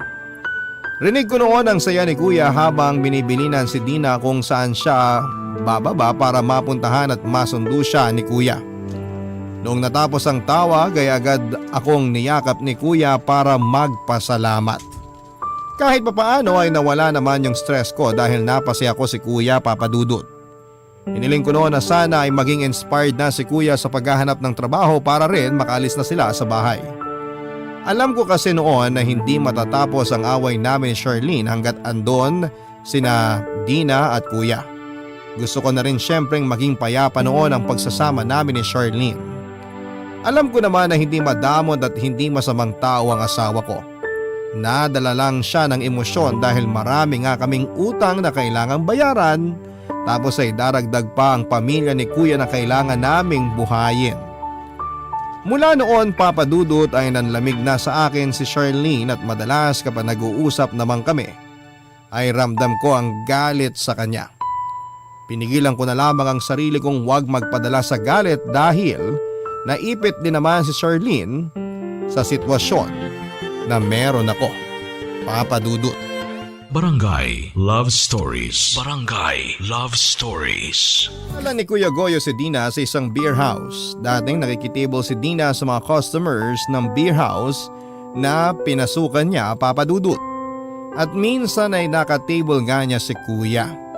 Nagkaroon ng interes si Kuya kay Dina dahil sa pagiging totoo daw ni Dina. Natuwa siya dahil takles at malakas ang self-confidence ni Dina. Yun daw noon ang tipo ni Kuya sa isang babae. Mabilis silang nagkahulugan ng loob. Naging silang dalawa at nag-live-in ng ilang linggo mula noong sagutin ni Dina si Kuya. Hindi naman pinatigil ni Kuya si Dina sa pagtatrabaho sa beer house dahil malaki ang kita ni Dina sa pagpapabili ng latest drink sa mga customers niya. Inahatid sundo ni Dina noon ni Kuya gamit ang pinapasada niyang tricycle. Naging masaya silang dalawa kahit paminsan-minsan ay nagdududa si Kuya kay Dina dahil sa dami ng mga nakakatable noon ni Dina. Nilakasan na lang daw ni Kuya ang tiwala niya kay Dina para hindi na sila mag-away dahil trabaho lamang yon. Hanggang sa nabuntis na si Dina. Nagduda pa kami ni Kuya noong simula dahil tumagilid ang tiwala niya kay Dina 1 buwan bago siya nabuntis. Nagkahiwalay sina Dina at Kuya pansamantala para makahinga dahil panay noon ang away nila. Hanggang si Kuya na rin ang unang lumapit kay Dina para makipagbalikan dahil nami-miss na raw niya si Dina. Nagkabalikan sila noong 6 na buwan nang buntis si Dina. Sinabi nga sa akin ni Kuya kahit na hindi siya ang ama ng pinagbubuntis ni Dina ay tatanggapin daw niya. Huwag lamang mawala si Dina sa kanya. Doon ko nakita na mahal ni Kuya si Dina, Papa Dudut. Noong nanganak na nga si Dina ay hindi nila napag-usapan pang muli kung si Kuya nga ang ama ng batang yon. Naging masaya naman silang pareho lalo na noong umalis na si Dina sa beer house. Akala ko nga noon ay magkakahiwalay sila pero naging matatag naman ang relasyon nila. Kahit marami silang mga naging problema. Masyadong na in love si Kuya kay Dina at nakita kong muli ang pagmamahalan nilang yon noong tumira na nga sila sa amin. Hindi ko noon makalimutan ang unang beses na nagsabay-sabay kaming kumain. Kakarating lang din noon ni Dina galing sa probinsya at nakatulog na nga ang mga anak namin. Kaya kumain na kami, Papa Dudut.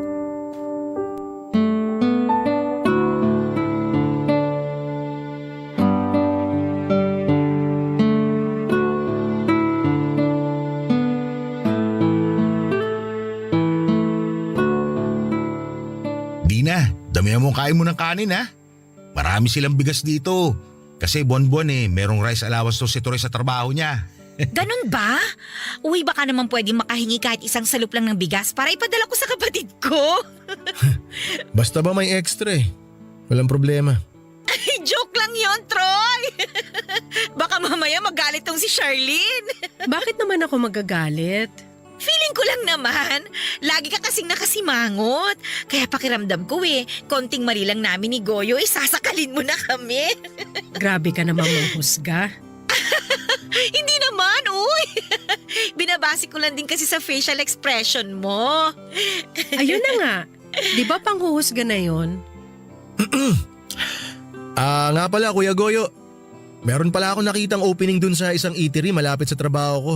Naghahanap sila ng kusinero. Wag doon! Bakit naman? Hindi naman marunong magluto tong si Goyo. Magpakulo nga lang ng tubig hindi pa niya magawa ng maayos. Magluto pa kaya? Naku, pas ako dyan tol. Itong si Dina magaling magluto. Ay naku, totoo yan! Lasang-lasa ko kung may mali sa niluto. Kahit nga may sipon ako malakas pa rin ang panlasa ko. Ah, talaga? Ay oo, Charlene! Parang itong niluto ni Troy na adobo na sobrahan sa toyo. Dapat mas marami ang nilalagay na suka kaysa sa toyo. O tingnan mo tuloy, ang alat! Ako ang nagluto ng adobo na yan. Hindi si Troy. Ganun ba? Next time, mas marami ng konti ang suka kaysa sa toyo, ha? Tsaka wag masyadong babara ng asukal. Hindi ko na tuloy alam kung adobo pa ba ito o humba. Payo lang naman. Salamat sa payo. You're welcome. Mauna na pala ako sa kwarto. Matutulog ka na? Tatawagan ko lang yung coordinator natin para sa binyag ni baby next year. Sige. Sunod ako sa'yo. Ligpitin ko lang itong mga pinagkainan natin. Salamat. Kuya Goyo, Dina, mauna na muna ako ha. Pasensya kung hindi ako makakasama sa kwentuhan nyo ngayong gabi. Ay wala yun. Wala ka rin naman masyadong ambag sa dakdakan. Joke!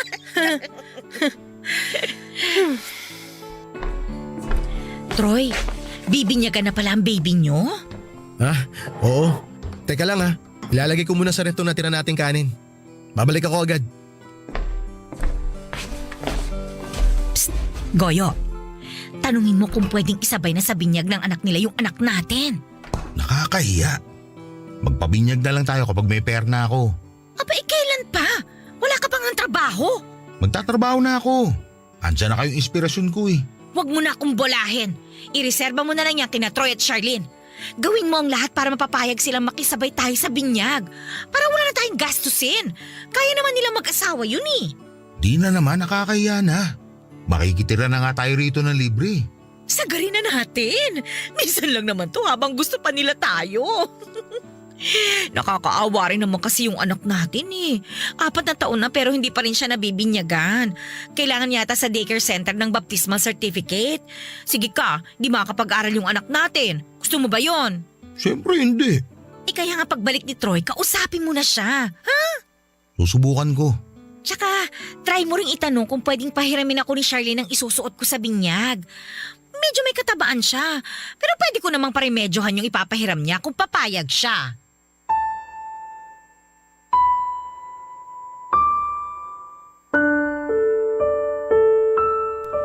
Papadudot inakala nilang hindi ko narinig ang mga pinag-usapan nilang dalawa. Nakabalik ako kaagad pero nagtago ako sa gilid para hindi nila ako makita. Noong natapos silang mag-usap ay saka naman ako bumalik ng hapagkainan. Doon naman nagpaalam si Dina para magyosi sa labas. Inisip kong paraan niya lamang yon para makorner ako ni Kuya Goyo. Minadali kong maglinis ng mesa at hindi na muna kinausap si Kuya. Hindi ko siya matignan noon dahil alam kong hinuhuli niya ang tingin ko para masabi niya ang pabor na hihilingin niya sa akin. Naramdaman ko naman na medyo alanganin din siya na kausapin ako kung hindi lang talaga nagpumilit si Dina. Sinubukan akong tulungan ni Kuya sa pagliligpit ng pinagkainan namin pero sinabi kong magpahinga na siya dahil alam kong napagod siyang mag-commute para sunduin si Dina sa terminal. Tumango na lamang siya at saka pumunta sa kusina para kumuha ng beer sa ref at saka naupo sa sala.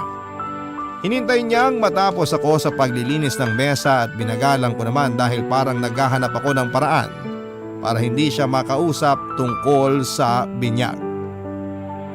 Binagalan ko ang paghuhugas ng mga pinagkainan para lamang makaiwas kay kuya. Hinugasan ko na nga rin yung mga hindi naman kailangang hugasan para lamang tumagal ako sa kusina.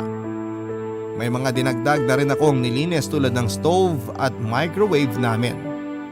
Inisip ko pa na kung paano haharapin si kuya at kung paano siya tatanggihan sa hihingin niyang pabor na parang natatakot na ako. Natatakot ako noon na mapasama ang loob niya dahilan para muli niyang i-bring up yung utang na loob ko sa kanya. Alam ko noon, Papa Dudut, na hindi ko naman mapipigilan ang sarili ko na pumayag sa gusto niya pero magiging dahilan yon para masira kami lalo ni Charlene. Sa totoo lang, Papa Dudut, ay hindi pa ako napapatawad noon ni Charlene sa pagsigaw ko sa kanya at pagpayag na patirahin si Dina sa bahay.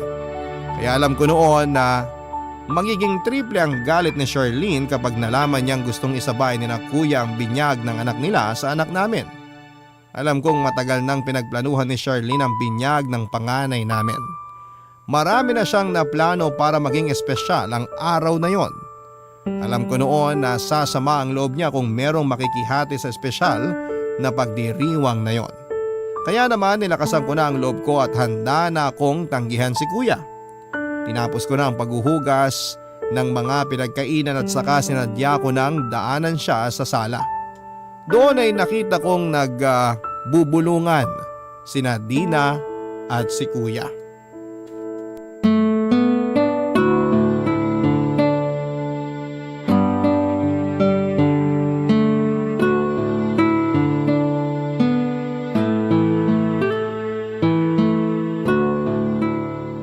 Grabe, parang 2 oras kang naghugas ng plato ah. Nakailang balik na ako sa labas pero hindi ka pa rin tapos. Nilinisan ko na rin kasi yung stove tsaka yung microwave. Nanlilimahid na kasi sa dumi. Yak! Buti nilinisan mo na rin. Nakakairita yung maruming kusina. Ay, teka. Lalabas lang muna ako ha. Yossi, break ulit. Sige, usap mo na kayo magkapatid dyan. Troy, may sasabihin yata sa'yo si Goyo. Goyo! Oh, ito na si Troy. Ha? May sasabihin ka, kuya? Oo eh. Ano yun? Maupo ka muna. Ay, hindi na. Maiksi lang naman siguro yung sasabihin mo, no? Para makapanik na rin ako sa kwarto. Baka inihintay na ako ni Charlene Ano kasi, narinig ko na pabibinyagan nyo ng anak nyo ni Charlene. Oo, pabibinyagan na nga namin. Nabanggit ko rin naman kanina. Naisip ko lang kasi, paano kaya kung maging ninong ka sa anak namin? pwede rin naman. Basta hindi niya ako sisigilin tuwing Pasko. Yun ba talaga sasabihin mo, kuya? Meron pa eh. Sabihin mo na, kuya. Makikinig ako. Hindi pa kasi nabibinyagan yung anak namin ni Dina eh. Ah, talaga? 4 na taon na siya, di ba? Lagi kasi nagigipit kaya walang pambinyag. Alam mo naman sa probinsya, kailangan maganda ka pag may binyagan para hindi nakakaya sa mga ninong at ninang. Di pabinyagan yun kapag nakahanap ka na ng trabaho. Gusto ko sana kung pwede lang isabay na lang sana yung binyag ng anak namin sa anak nyo ni Charlene. Ha? Parang mahirap ata yan, kuya. May mga gumagawa naman ng ganun, sabi ni Dina. Saka para practical para sa amin, di ba? Wala rin kasi kaming pera ngayon Pero gusto na namin mabinyagan yung anak namin para kapag ginanapan ng baptismal certificate sa school, may maibigay kami. Parang di naman kailangan ng ganun para makapag-aral. Yun ang narinig ko Mas maganda ng handa, di ba? Naku, tagilid tayo dyan, kuya. Siguradong hindi papayag si Charlene. Bakit naman hindi? Ayaw ba niya mabinyagan ng pamangkin nyo? Kawawa naman yung pamangkin yung tumatanda na hindi pa nabibinyagan. Matagal kasing pinagplanuhan ni Charlene tong binyag ng panganay namin Siyempre, first baby namin to kaya todo bigay yung asawa ko. Saka limitado lang yung mga bisita na dadalo kasi gusto namin na mahalagang tao lang sa buhay namin yung pupunta. Wala naman kaming balak magdagdag ng bisita. Kung sino yung mga bisita nyo, yun na rin ang bisita namin. Kahit mga ninong at ninang ng anak nyo, baka pwedeng pasuyo na rin na gawin naming ninong at ninang ng anak namin. Wala di nyo naman kilala yung mga kinuha naming ninong at ninang. Eh di, kikilalanin namin kapag Pasko na. Saka tiwala kami sa mga ninong at ninang na kukunin nyo. Siguradong maayos sa mga trabaho, kaya makakapagbigay ng malaking aginaldo sa Pasko. Eh hindi naman yun ang dahilan kung bakit namin sila kinuha para maging ninong at ninang ng anak namin eh. Ang gusto namin, magabayan yung anak namin ng mga taong pinagkakatiwalaan namin, lalo na kapag wala kami. Ganon din naman ang gusto ko sa anak namin. Magabayan siya. Eh sabi mo nga, mapagkakatiwalaan niya mga ninong at ninang ng anak mo. Kaya gusto ko rin ipagkatiwala sa kanilang anak ko. Ewan ko kuya, kakausapin ko muna si Charlene. Kung di man siya pumayag, sana irespeto nyo na lang yung gusto niya. Espesyal na araw kasi yun para sa anak namin eh. Unang beses yun na magpapabinyag kami. Huwag mo na lang kaya sabihin kay Charlene. Kausapin mo na lang yung coordinator para isingit kami sa binyag. O kaya yung pare. Kahit kami na yung bahalang kumuha ng sarili naming ninong at ninang para sa anak namin. Pwede na kaya yun? Malabo talaga yan kuya. Pero pwede ko naman kayong pautangin kahit papano para kung gusto nyong pabinyagan yung anak nyo, pwede nyong gawin sa ibang araw. Paano naman yung handa namin? Hindi naman kailangan ng handa kuya eh. Ang importante, mabinyagan yung anak nyo. Selebrasyon pa rin yun eh. Kailangan pa rin ng handa siyempre. Saka unang beses din yun na magpapabinyag kami. Gusto rin namin gawing espesyal at memorable parang yun sa inyo. Mas magiging espesyal yun kuya kung solo nyo yung binyag. Mas magiging espesyal yun kapag magkakasama tayong pamilya sa binyag. Matutuwa sigurado ang mga magulang natin kung nasan man sila kapag nakita nila tayo na magkakasama. Basta, kakausapin ko muna si Charlene. Di ko may papangako na papayag siya pero… Sige, kung ano na lang desisyon niyo.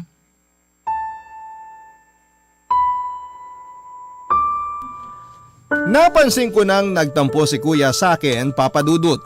Sinubukan ko siyang kausapin at ipaliwanag muli kung bakit alanganin ang gusto niyang mangyari. Inoferan ko na rin siya ng dagdag na pera para may panggasto sila sa handa pero tinanggihan niya yon dahil gusto niyang sabay ang binyag ng mga anak namin. Napikon na rin ako dahil ginawa ko naman ang lahat ng pwedeng gawin para mabinyagan ang anak nila pero ibang direksyon ang gusto nilang tahakin. Nainis ako dahil parang ang sama kong tao para tanggihan sila sa isang bagay na karapatan naman naming mag-asawa. Noong napansin nga ni kuya na malapit na akong magalit ay bigla niya akong kinonsensya. Bigla niyang sinabi na naaawa siya sa kanyang anak dahil parang natulad daw ang anak niya sa kapalaran niya. Napagkaitan daw ang anak niya tulad niya noong pinili niyang unahin ang mga luho at pangangailangan ko kesa sa kanya. Naiyak pa siya habang binabalikan niya yung mga nagawa niyang sakripisyo para mapaganda ang buhay ko. Aminado po akong natamaan ako sa mga sinabi niya dahil naaalala ko ang lahat ng naitulong niya sa akin. Papadudot ilang buwan na lamang at bibinyagan na ang anak namin ni Charlene. Hindi ko pa rin magawang sabihin ngayon kay Charlene ang napag-usapan namin ni kuya. Nakiusap nga rin ako kay kuya na huwag niya akong madaliin dahil nape-pressure din ako. Naintindihan naman daw niya ako pero ramdam kong umaasa siya ng positive na resulta sa paglapit ko kay Charlene. Alam ko namang hindi papayag si Charlene pero gusto kong subukan, Papa Dudut. Gusto kong ipaliwanag sa asawa ko ang pinanggagalingan ko kung bakit hindi ko matanggihan si kuya. Baka kasi maintindihan niya at pumayag siyang isabay ang binyag ng anak namin at anak ni na kuya at Nina, Papa Dudut.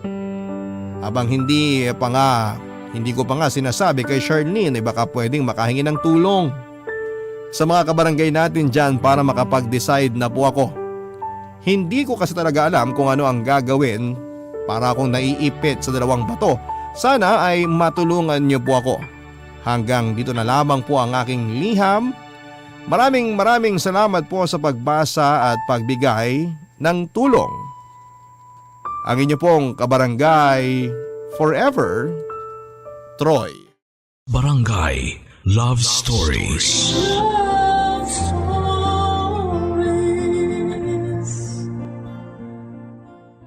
Barangay LS 97.1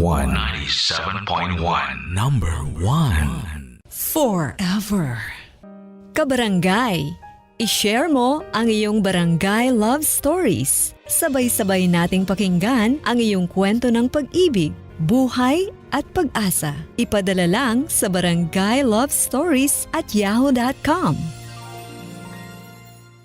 Ang mga kwento ng pag-ibig, kwento ng buhay at kwento ng pag-asa dito sa Barangay Love Stories.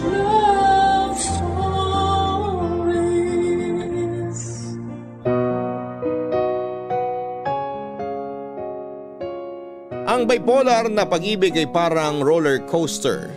Nakakakilig sa taas, nakakakaba sa biglang bagsak.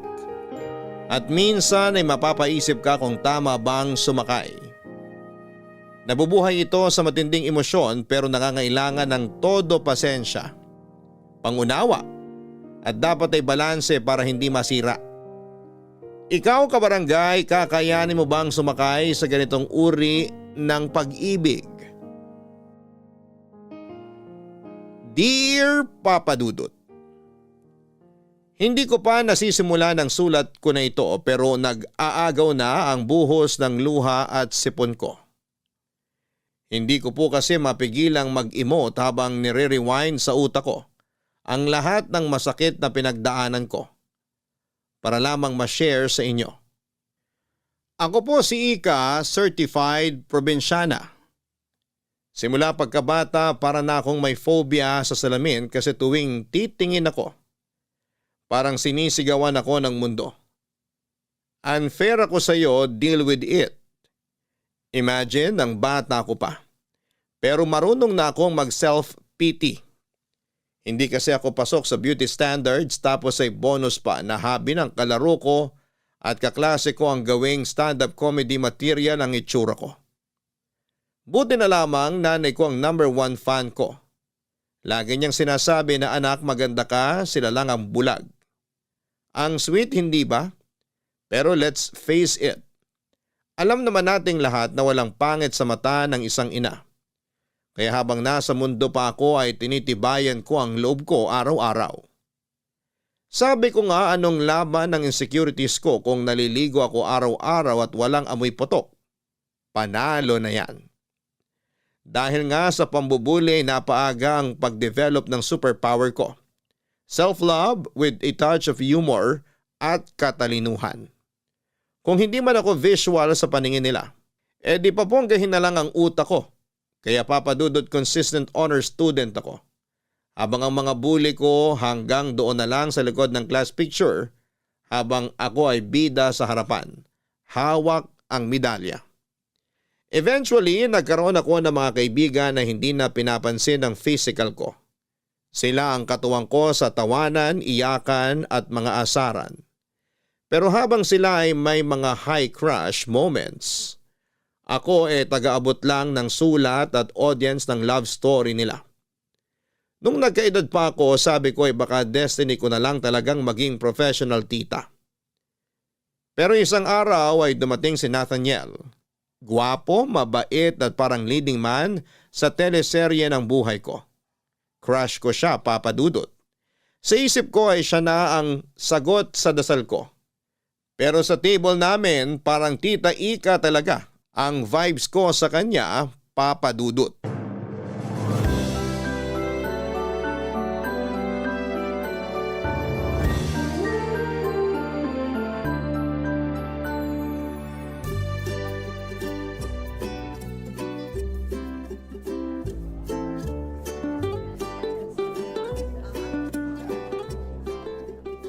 Okay lang naman ang pag-aaral mo? Ayos naman po. Kayo po. Aray, grabe ha. Sobrang sakit ng likod ko. Hala, bakit po? Mas lalo akong tatanda sa kakapo mo. Rika ang pangalan ko, pero tawagin mo na lang akong Ika. Para medyo naman maiba. Nakakahiya naman po. Ika. Ay, sorry. Ang hirap pala magtanggal lang po. Naku, sanayan lang yan, Nathaniel. Sasanayin ko yung sarili ko, huwag kang mag-alala. Ayan, kaya mo naman pala. Sabi ko na matalino ka. Mabilis ka matuto. Ikaw talaga. Funny ka. It's more fun in the Philippines, di ba? Kaya masaya lang tayo. Love Philippines na ngayon. Hindi ka na updated. Ay, Kaya kailangan magmahalan na tayo. Uy, grabe ka naman, Nathaniel. Huwag ka magbiro ng ganyan. Seryoso ako, di naman ako nagbibiro eh. Sme, baka magkasala ako sa'yo. Lasya, anong kasalanan sinasabi mo? Ano? Kasi naman pinapakaba mo ko, Nathaniel. Ang gwapo mo kasi. Ikaw talaga. Pero totoo naman maganda ka. Saan banda? Sa panaginip? Oy, wag mo akong bulahin, ha? Hindi ako bolero. Tsaka ayoko maging sinungaling. Di naman ganun kapangit itsura mo Pero pasok pa rin sa pangit. Eto, makinig ka. Hindi naman sa lahat ng bagay tinitingnan yung panlabas. Para sa akin, mas importante yung kalooban. Maganda yung kalooban mo. At yun ang nakikita ko sa'yo. Kaya maganda ka para sa akin. Talaga ba? Para namang naiiyak ako sa mga sinabi mo. Sa gwapo mo na yan, nakita mo talaga ang kagandahan ng loob ko. Kasi ikaw yung tipo ng tao na may lalim kausap. Naku, dahil lang sa matanda na ako. Siguro nga, pero gusto ko yung personality mo. Hindi tulad ng kaedad ko na puro pa cute. Ayoko ng ganun. Mas maganda yung tulad mo. Ay, susme, Nathaniel. Baka takihin na ako sa puso sa sinabi mo. Grabe ka naman. Bakit ka naman naatakihin? Sa totoo lang, Sige na, Ika, sabihin mo na. Huwag mo akong binibitin. pwede ko ba makuha ang Facebook account mo? Doon ko na lang sasabihin. Niya kasi ako Ikaw talaga, nahihiya ka pa. Pero sige. Eto. Ayan, i-add kita ha. Accept mo ako ha. Oo naman. Malakas ka sa akin Thank you! Naku, kailangan na nating ubusin tong food sa plate natin. Lalamig na to. Oo nga. Tara, ubusin na natin to. Para nag-slow motion ang lahat, Papa Dudut. Yung tipong bawat segundo ay feeling ko ay nasa romantic drama ako. At si Nathaniel ang bidang leading man ko. Ang dinner na yon ay parang walang ending. Pakiramdam ko ay prinsesa ako sa harap ng prinsipe ko. Pero hindi fantasy kasi nakadilat ako buong oras. At grabe, nang inaccept niya ang friend request ko para kong sumabog sa kilig, nag-flashback bigla ang teenage years ko kahit na 30 na ako. Ang pinaka nakakakilig, yung nag-offer siya na ihatid ako pa uwi. Aba, sinong tatanggi doon? Siyempre, umangkas ako sa motor na hiniram pa niya at nung humarurot kami sa kalsada ay hindi ko napigilan ang mahigpit na yakap. Kung pwede lang na ilipat ang bahay namin sa kabilang probinsya ay ginawa ko na. Pero ayon, kahit na bitaw mode ako pag uwi ay tuloy pa rin ang chat namin sa social media.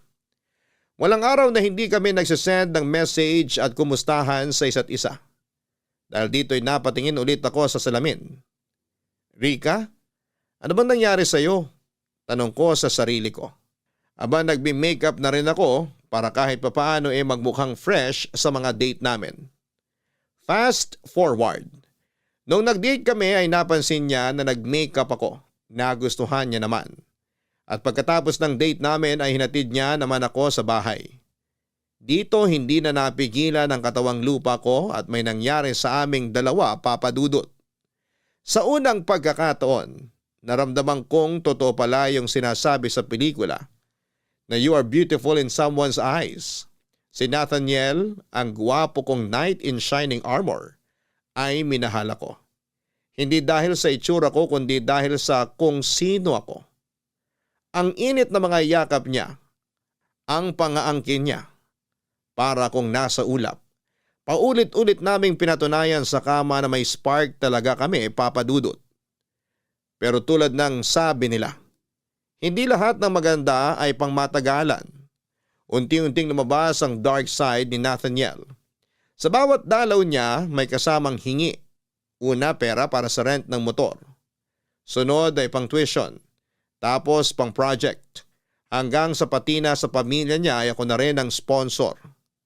At kahit halata naman na parang piniperahan niya ako ay hindi ko magawang magalit. Mahal ko si Nathaniel at binigay niya naman ang pangangailangan ko. Hindi naman ako lugi, sabi ko. Pero dumating din sa punto na sobrang komportable na niya Nagdadala na ng barkada sa bahay ko, lasing paminsan at syempre may kasama pang hingi ng pambili ng alak.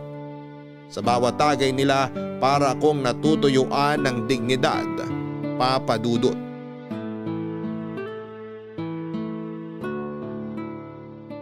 Salamat talaga sa pabanlaw mo, mahal ha. Talagang love na love mo ako.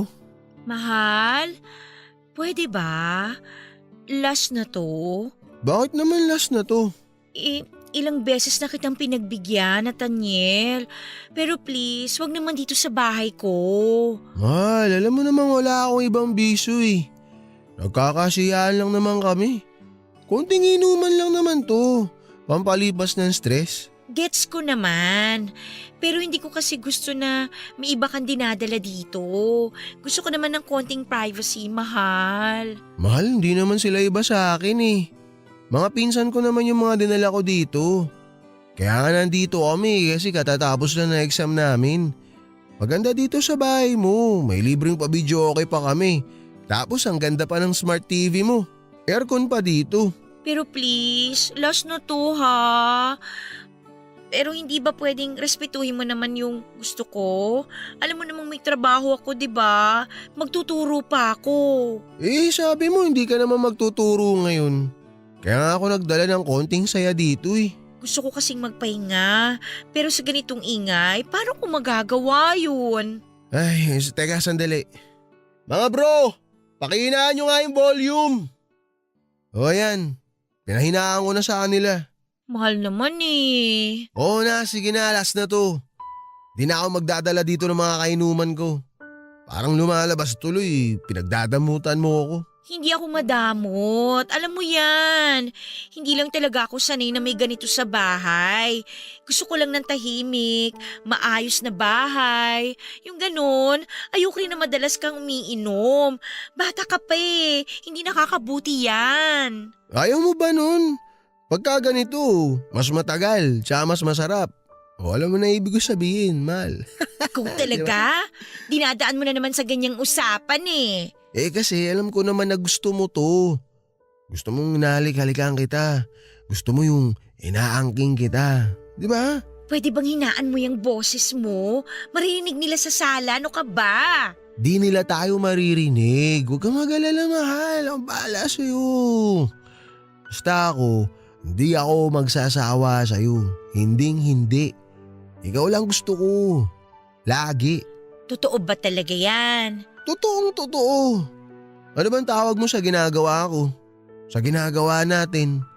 Mahal kita kaya nandito ako sa'yo. Ang totoo nga niyan, gusto ko nga mag-live-in na tayo eh. Kaso ikaw ayaw mo pa.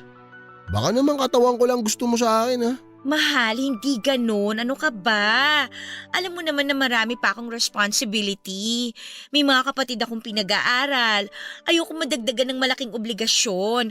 Kaya ayoko pang mabuntis mo ko. Kaya nga uminom ka ng pills para hindi kita mabuntis. Pwede naman yun eh. Baka ayaw mo lang talaga. Dali-dali solusyonan ng problema.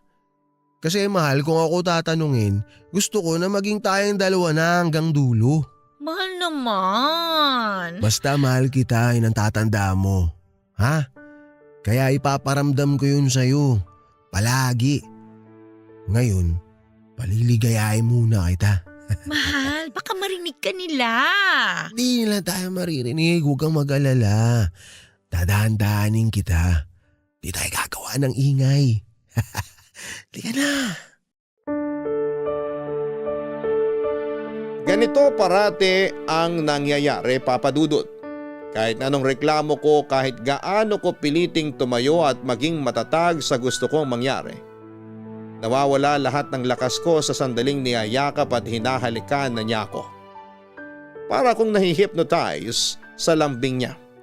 Sa bawat bulong na mahal kita ay nakakalimutan ko ang lahat.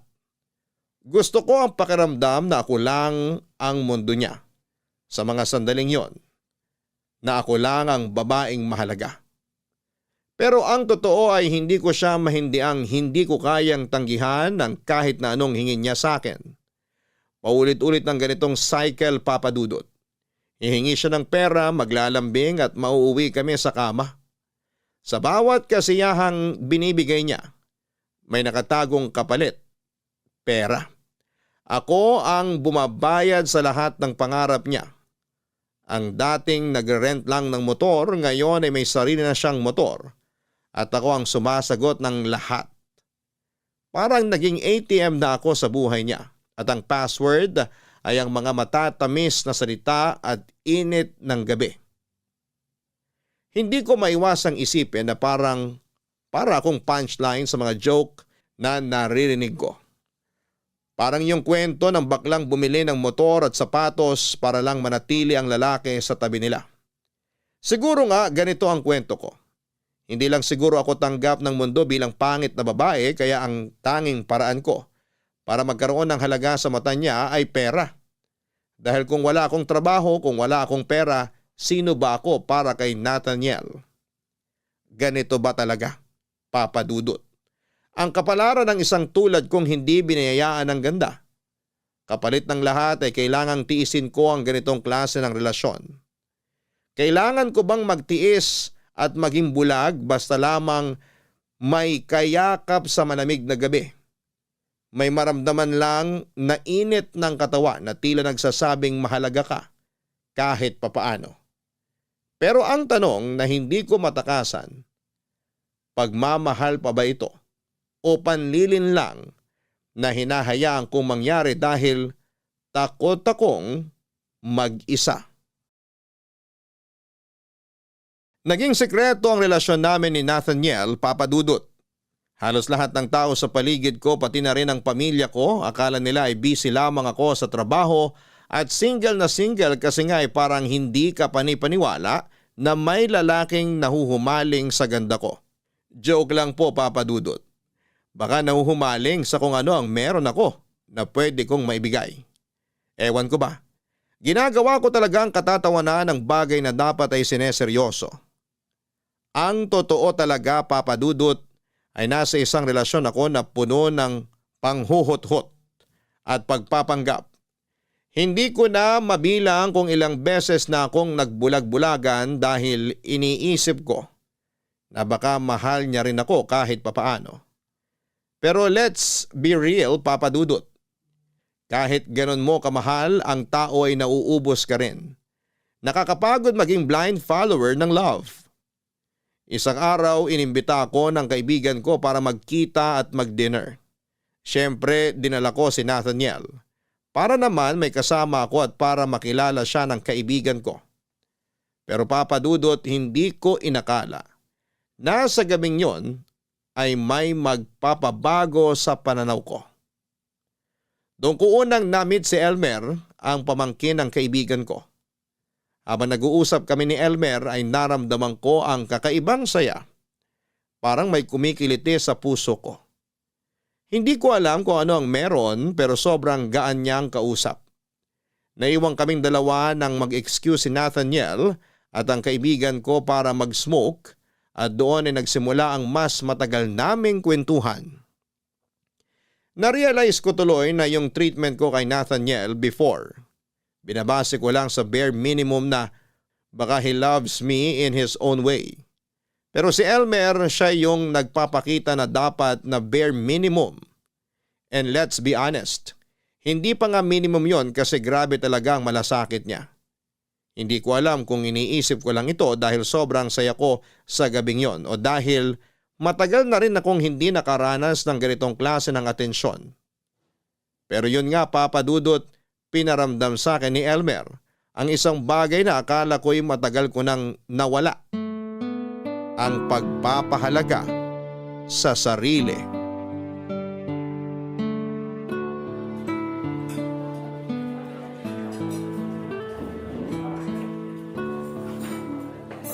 So, Elmer, ano nga ulit ang trabaho mo? Parang ang chill mo lang kausap eh.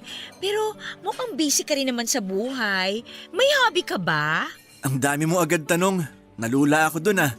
Parang hindi kaya ng... Sorry naman. Okay lang naman ate. Call center agent ako, night shift. Pero pag hindi ako tinotopak at may free time, nag-freelance photography ako. Mahilig kasi ako mag-capture ng mga raw na moments. Yung hindi pilit, yung totoong kwento sa isang picture. Katulad mo ngayon, parang gusto kong kunan ka ng picture. Hala, baka basag ang camera mo. Hindi ah. Minsan hindi mo kailangan magpanggap para maging maganda ka sa mata ng iba. Be yourself. Maganda ka. Sus, bolero ka rin pala. Binigyan ka ata ng pera ng tita mo para sabihan ako ng magagandang words.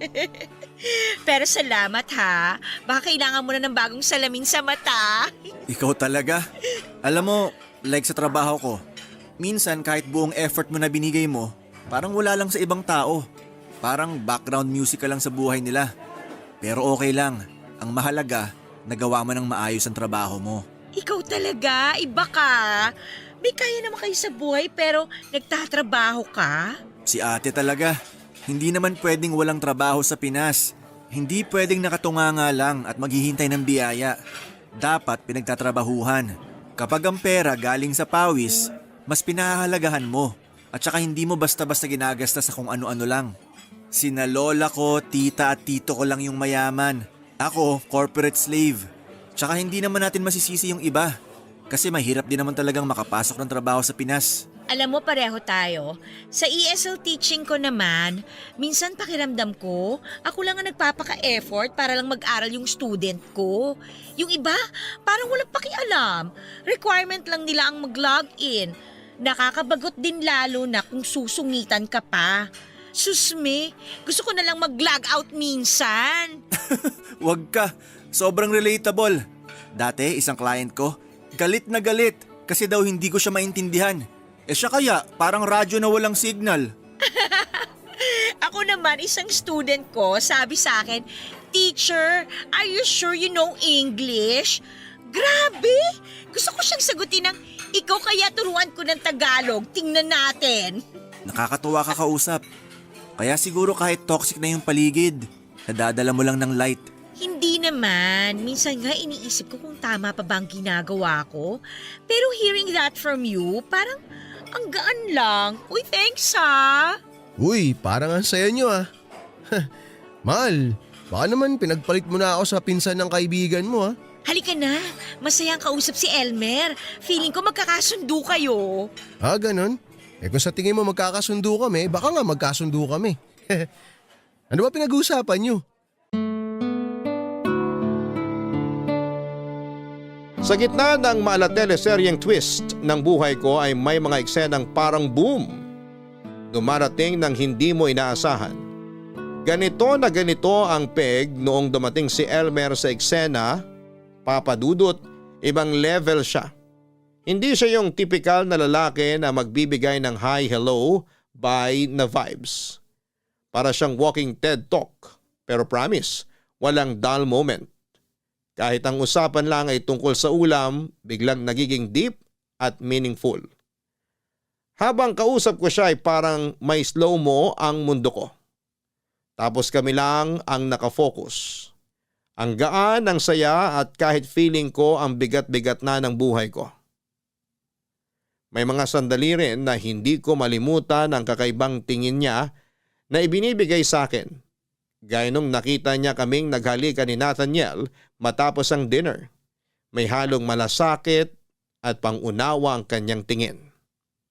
Then dumating ang araw na feeling ko ay ayoko nang bumangon. Ayoko na sa liwanag pero papadudot, eto na nga. Nalaman ko ang sekretong pasabog ni Nathaniel. Yung perang hinihingi niya sa akin aba ginagastos niya para sa ibang babae. At hindi basta babae ha. Diyosa levels. Para akong na-wipe out sa realization na yon. Na-realize ko na paano ko hinayaang magpakababa ng ganito. Si Elmer, alam ang lahat, ramdam ko ang pagkabahala niya. Pero mas naramdaman ko ang alaga niya. One time, sinabi niya sa akin ang mga salitang parang direct hit sa puso ko. Rika, mas mahalaga ka kaysa sa iniisip mo. Huwag kang pumayag na tratuhin ka ng mas mababa sa deserve mo, ang sabi niya. Papadudot, umiyak ako noon sa harap niya. Imagine isang tao na nakita ang worth ko, kahit ako ay hindi ko na makita ang sarili kong halaga. Kaya kinumpronta ko si Nathaniel at nag-ipon ako ng lakas ng loob para harapin siya. Lahat ng sakit at hinanakit ay sinabi ko at ang hirap papadudot, pero habang ginagawa ko yon ay nararamdaman ko na parang unti-unting bumabalik ang self-respect ko. Naisip ko na finally unti-unti nang umaayos ang teleserye ng buhay ko. Tama na to. Wala nang kwenta tong palabas na to. Ayoko na. Tapos na tayo. Mahal, ano ba nangyayari sa'yo? Saan ba nanggagaling yung mga pinagsasabi mo? Pwede ba mag-usap muna tayo ng matino? Nathaniel, wag mo akong gawing tanga. Tanga? Saan naman nanggaling yan? Paano kita ginagawang tanga? Tigilan mo na yan. Alam ko na yung babae, yung pera, lahat ng kasinungalingan mo. Mahal, teka lang ha. Time out muna. Paintindi mo naman sa akin yung nangyayari. Hindi ko nasusundan eh. Na habang binibigay ko lahat, pinagtatawanan mo ko? Na ginagamit mo ko habang nag-iilusyon akong mahal mo talaga ako? Ika, mahal kita. Mahal? Mahal ba yung ginagawa mo? Gagamitin mo ko, sasaktan, tapos yung perang hinihingi mo, ginagastos mo sa ibang babae? Yan ba yung pagmamahal? Huwag mo akong pinagloloko, Nathaniel! Mahal, please, pag-usapan natin to. Alam kong kaya nating ayusin to. Huwag ka muna magpadalos-dalos. Hindi kita kayang mawala sa buhay ko. Hindi, Nathaniel. Pinili mong sirain yung relasyon natin. Yung tiwala ko, pati ako. At ngayon, ikaw ang mawawala. Mawawala ka na sa buhay ko. O sige, nagkamali ako. Okay, pero babawi ako. Bigyan mo lang ako ng isang chance. Wala nang chance. Wala nang aayusin. Sa wakas, nakita ko na kung gaano kababa yung trato ko sa sarili ko dahil sa'yo. Pero tapos na yon. Deserve ko ang masigit pa. Ako ang deserve mo. Hindi mo ko kayang iwan, Ika. Alam ko yun. Hindi mo kaya. Sino may sabi? Ikaw? Well, news flash. Kaya ko. At ginagawa ko na ngayon. Tama ng lahat ng kalokohan mo. Tama ng paggamit mo sa akin. Panggagamit? Huy, Ika. Huwag kang magmalinis. Ginagamit mo rin naman ako eh. Ano? Paano mo nasabi yan? Sino ba nagbibigay ng saya sa'yo? Di ba ako? Sino bang gumagawa ng lahat para maramdaman mo na mahalaga ka? Ako lang, Ika. Ako. Ako lang makakapagbigay sa'yo ng ganong klaseng ligaya. Ako lang. Ang kapal ng mukha mo! Ligaya? Ang ligaya mo, yung ginagamit mo ako para sa pera ko. Walang yaka talaga! Wow! Tama na yung drama mo, Ika. Lahat ng binigay mo, bayad yon. Binayaran ko yon sa pamamagitan ng paggamit mo sa akin. Kaya huwag kang mag-inarte dyan kung ano-ano pa sinasabi mo. Patas lang tayo. Bayad? Bayad? Ganun ba ang tingin mo sa akin? Negosyo tong relasyon natin? Sobra ka na talaga, Nathaniel! Sinabi ko na nga eh, sige, oo, nagkamali ako. Pero aminin mo rin, Ika. Kaya mo bang iwan lahat to? Kaya mo talaga akong iwan? Sigurado ka? Oo, Nathaniel, kaya ko. At ginagawa ko na. Tapos na tayo. Wala na akong pakialam sa'yo. Simula ngayon, malaya na ako mula sa'yo. Ika, please naman oh. Huwag mo namang gawin sa akin to. Huwag mo akong hawakan. Umalis ka na! Alam mo, Papa Dudut, natutunan ko na talagang ipaglaban ang sarili ko. At higit sa lahat ay natutunan kong pahalagahan ang mga taong totoo ang malasakit sa akin gaya ni Elmer. Hindi ko talaga ine-expect na siya pa ang magiging game changer sa buhay ko. Sa kabila ng pagiging wasak ko noon, unti-unti kong nahanap ang lakas ko. Pero ewan ko ba, Papa Dudut, aminado ako na may mga gabi pa rin na parang gusto kong i-rewind ang moments namin ni Nathaniel. Yung mga yakap, yung mga halik, parang nakaka-nostalgic kahit alam kong toxic siya. At kahit si Elmer na yung ultimate comfort guy ko. May times talaga na ang puso ko ay ewan ko ba, parang nagla-lag out. Pero grabe si Elmer, hindi sumuko kahit ang gulo-gulo ko. Parang may sayad na yata ako at may bipolar disorder. Pero slowly but surely ay pinakita ni Elmer kung ano ang pagmamahal na pure at walang kasinungalingan. Isang beses dinala niya ako sa bahay nila, Papa Dudut. Shock na shock ako kasi for the first time ay na-feel ko ang love na walang halong pain. Tapos ayun na nga, nag-confess siya. May feeling siya para sa akin. Siyempre kinilig ako. Naging kami o hindi ba, akala ko eto na ang fairy tale ending ko. As in super saya namin, ang dami naming kwentuhan, asaran at kulitan. Sabi ko pa, Lord, eto na ba talaga? Feeling ko ay narinig ko pang sinabi ng langit na yes, Rika, eto na. Pero Papa Dudut, hindi ko inaasahan na magiging plot twist ang buhay ko. After 1 week lang ay bigla siyang nawala. Walang paramdam. Walang pasabi. Ang malala ay nag-effort pa ako na magpagawa ng cake para i-surprise siya sa birthday niya. Pero guess what? Ako lang ang kumain ng cake na yon. Promise, ang sakit-sakit. Literal na yon ang pinakamalungkot na cake sa buong buhay ko. Tinext ko siya non-stop pero wala talaga hanggang sa finally naka-receive ako ng text na pinaka-heartbreaking sa buong buhay ko. Stop bothering me. Nasaktan ako, Papa Dudut. Parang yung moment na nasa alapapa ko ay bigla na lang akong nahulog. Walang parachute. Diretso sa lupa. Si Elmer na akala ko ay light of my life ay biglang naging shadow na lamang. Kaya sabi ko sige na nga, magbabagong buhay na lamang ako. Magpapaka-independent woman ako. I packed my bags at nagbagyong mag-isa. Supposedly kami dapat ni Elmer ang pupunta sa Baguio together. Pero ayon, malamig ang Pasko ko. At hindi dahil sa weather kung hindi sa puso ko. Siyempre nagbabaka sakali pa rin akong makita siya doon pero wala talaga.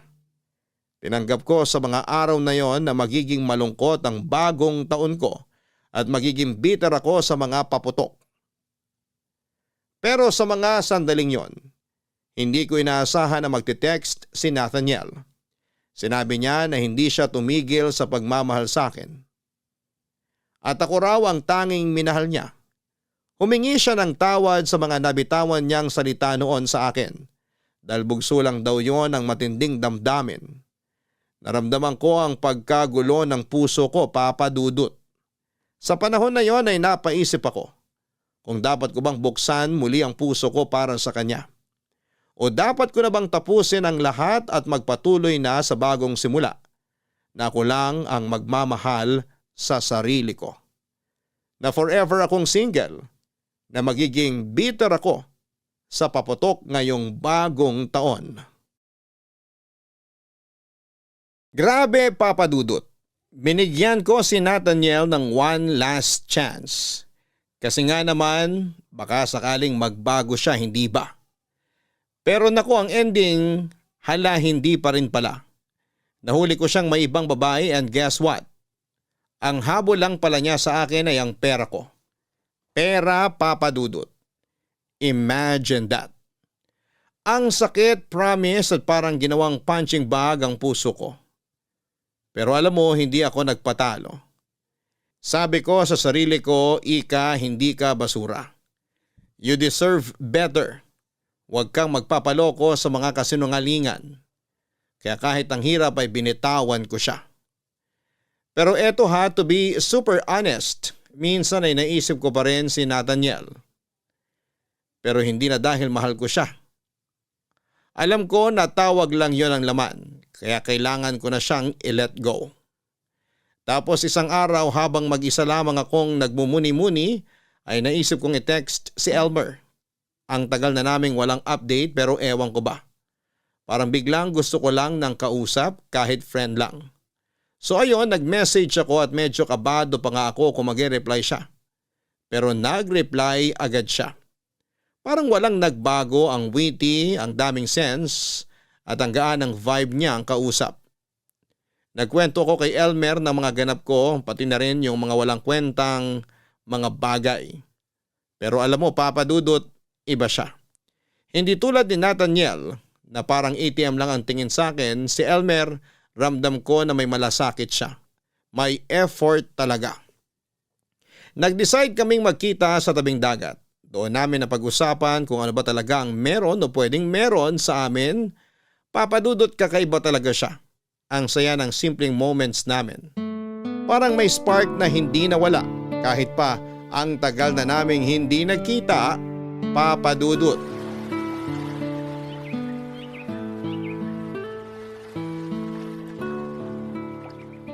Alam mo, next week nasa Manila na ako. Doon na talaga ang bagong chapter ng life ko. Ikaw, after a month, sunod ka ha? Oo naman, susunod ako. Pero syempre, may Japan moment muna ako kasama si Lola. Kailangan ko siyang samahan eh. Wow, ang sosyal. Ang yaman niyo talaga, no? Si Lola lang yon, hindi ako. Siyang mayaman. Ako pasabit lang sa biyaya. Pero kahit sabit, dugong mayaman ka pa rin. Nako, ikaw talaga. Pero ate, gusto ko mag-thank you. At gusto ko rin mag-sorry. Alam kong nasaktan talaga kita nun. Past is past, Elmer. Ang mahalaga, okay na tayo ngayon. Oo nga, pero gusto ko lang linawin. Hindi ko kinakalimutan yung mali ko. Accountability, ika nga. Kaya nga humihingi ako ng tunay na sorry sa'yo. Okay na ako. Hindi mo na kailangang ulit-ulitin. Tsaka, diba sabi nila, time heals. Tapos na yun. Ay, ikaw talaga. Walang nagbabago. Na ano? Pangit. Maloko ka talaga. Pero, seriously ate, may gusto akong linawin. Parang serious na to ha. Ano na naman yan? Totoo to ha. Mahal pa rin kita. At hindi talaga yun nagbago kahit anong mangyari. Ang sakit din sa akin nung sinabi ko noon na tigilan mo na akong i-message. Pero natakot ako. Natakot ako na baka hindi mo kayanin. Mahal mo ko pero natakot ka. Hindi ko kakayanin. Hindi kita naiintindihan. Pero ito ha, totoo rin to. Mahal din kita, Elmer. Wow, ang sarap marinig nun. So, ibig sabihin ba nito, tayo na ulit? Depende. Kung hindi ka aalis bigla after 1 week at sabihan ako ng stop bothering me. Ay, grabe ka. Sorry na. Hindi na mangyayari yon, okay? Sorry, masyado ako nadala. Kanina ka pa sorry ng sorry. Okay lang naman. Ano ka ba? Gusto ko naman eh. Pero teka Elmer, ano nga yung sabi mong baka hindi ko kayanin? Medyo kinakabahan ako ha. Mukha lang akong walang sakit pero May sakit ka? May taning ka? loko ka, hindi ganon. May mild autism ako at ADHD. Ha? Seryoso ka? Pero alam mo hindi halata ah. Kasi nga mental condition naman siya.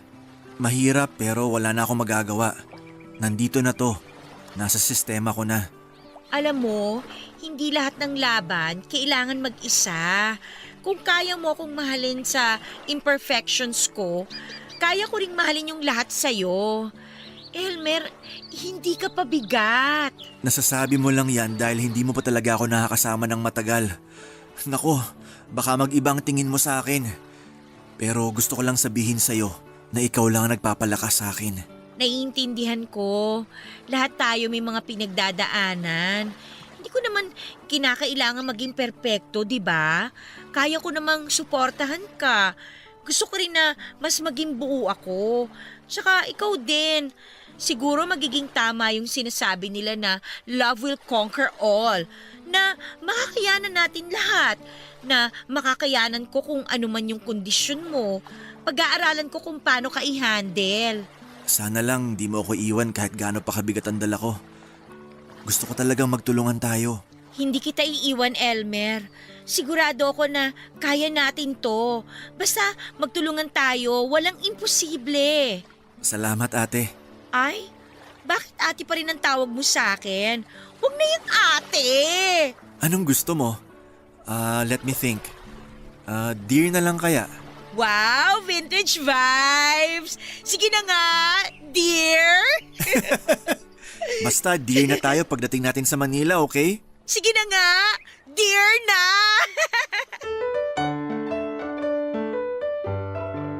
Isang buwan ang nakalipas mula nang umalis ako sa bayan namin ay sumunod naman agad si Elmer sa Manila. E di ayon, nag-live-in na kami.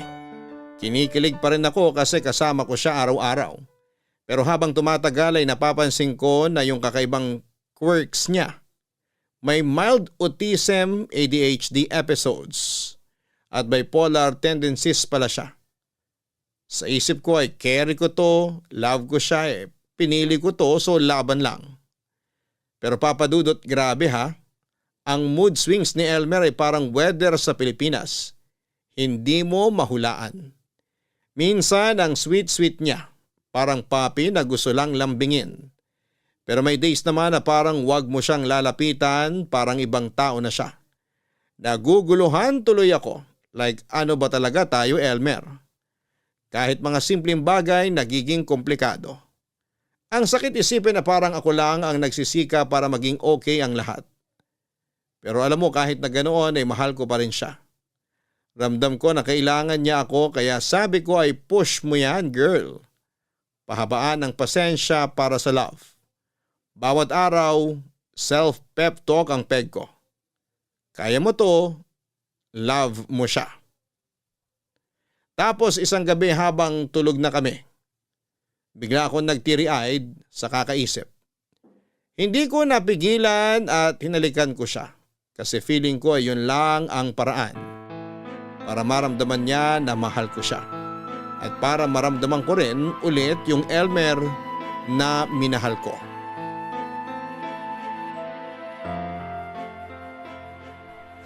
Ano ba? Anong ginagawa mo? Hinalikan lang kita. That's disgusting! Bitiwan mo ako! Hindi mo dapat ginawa yon.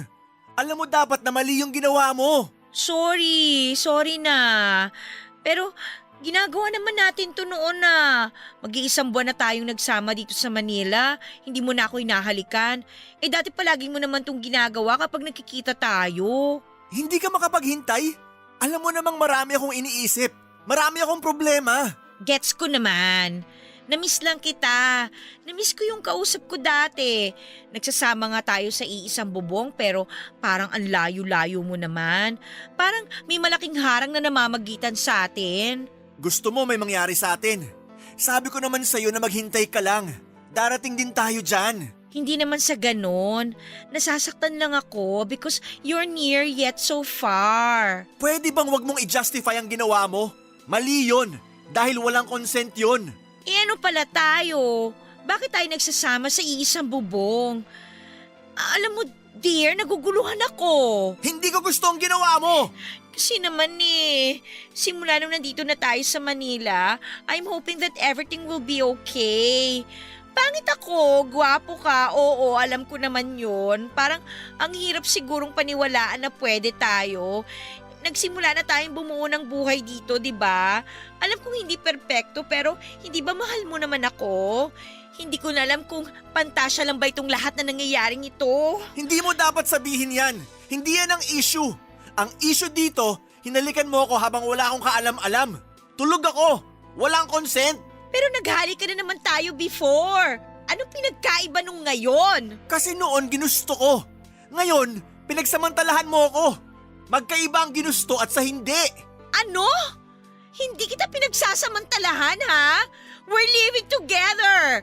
Magkasama tayo sa isang bubong, ano ka ba? Bumubuo tayo ng buhay natin together. Nagmamahalan tayo. And I'm frustrated na hindi man lang kita makausap ng matino. Para bang ibang tao yung kaharap ko. Tama na. Matutulog na lang ako. Wag mo akong hawakan. Elmer? Diba sabi ko tumigil ka na? Walang patutunguhan yung mga sinasabi mo. So ano? Ano na ba talaga ako sa'yo? I'm sorry if I go beyond the boundary, ha? Patawarin mo ako kung niyakap kita, kung hinalikan kita. Patawarin mo ako kasi mahal kita eh. Sige na, matulog na tayo.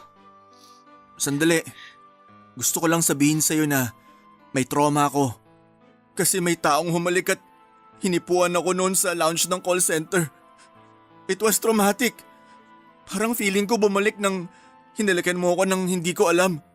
Elmer? I'm sorry ha. Hindi ko alam. I'm so sorry talaga. Alam mo Papa Dudut, naawa talaga ako kay Elmer. Naawa ko kasi alam kong nahihirapan siya. Pero inis din ako sa sarili ko kasi parang hindi ko mapigilan ang mga impulsive moments ko. Pero paano ba?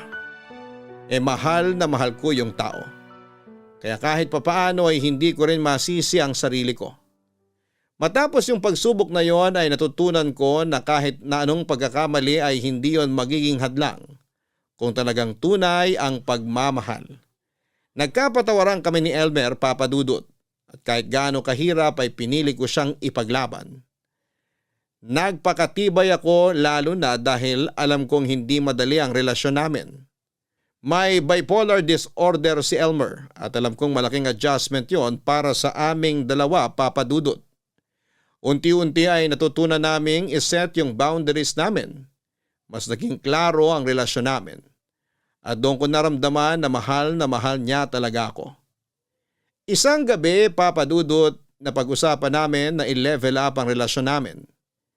Nagsiping kami, ginawa namin sa unang pagkakataon na ipaubaya namin ang aming mga sarili sa bawat isa. Naging iisa kaming dalawa, Papa Dudut. Ang saya ko kasi ginawa namin yon nang may pagmamahal at tiwala sa isa't isa. Parang lahat ng doubts at fears ko noon ay nawala na. Hindi ko ipagkakaila, Papa Dudut, na minsan ay sobrang hirap din talaga. May mga araw na unpredictable ang mood niya. Pero sa kabila ng lahat ng kalituhan, isang bagay lang ang sigurado ako. Mahal ko po si Elmer at mahal niya ako. Alam kong hindi niya maitago ang kondisyon niya at aware din siya na minsan ay mahirap siyang pakisamahan. Pero ang pinakamahalagang bagay na natutunan ko, Papa Dudut, ay yung tanggapin siya ng buong buo. Sa bawat episode niya, nandun ako. Nakaalalay at handang magtiis. Para sa akin, yun ang essence ng tunay na pagmamahal. Hindi perpekto, pero buo. Papa Dudut, parang araw-araw na lang yatang may tensyon sa pagitan namin ni Elmer. Magkasama nga kami sa isang bubong pero parang wala ng koneksyon. Ramdam ko na hindi lang siya malayo physically pero emotionally rin. Madalas kaming magkasakitan. Hindi man physically pero masakit pa rin sa damdamin. At sa tuwing ganito ay parang pareho na kaming napapagod. Kapag nararamdaman ko na parang inaatake niya ako sa mga salita niya ay hindi ko mapigilang maghanap ng paraan para makatakas. Kaya ayon, Papa Dudut, gumawa ako ng isang bagay na alam kong mali. Nag-text ako kay Nathaniel. Alam ko na kay Nathaniel ako makakahanap ng comfort. Na makakalimutan ko ang lahat ng sakit kahit saglit lang. At hindi lang yon, nagkita pa kami, Papa Dudut. Muntik na talaga akong magkamali. May pagkakataon na parang bumalik ang dati naming samahan. Yung nakaraan namin na puno ng init at tukso. His presence was tempting. Parang natatakam pa rin ako kay Nathaniel. Pero sa kabila ng lahat ng tukso, hindi ko tinuloy. Hindi ko rin maintindihan, Papa Dudut. Habang gustong-gusto ng katawan ko na magpatangay, nasa isip ko pa rin si Elmer na kahit gaano kahirap ang sitwasyon namin ay hindi ko siya kayang pagtaksilan. Hindi ko kayang sirain ang tiwala niya kahit na madalas na akong naguguluhan sa mga nangyayari sa relasyon namin. Kaya tumanggi ako makipagsiping kay Nathaniel, Papa Dudut. Alam kong tama iyong desisyon ko.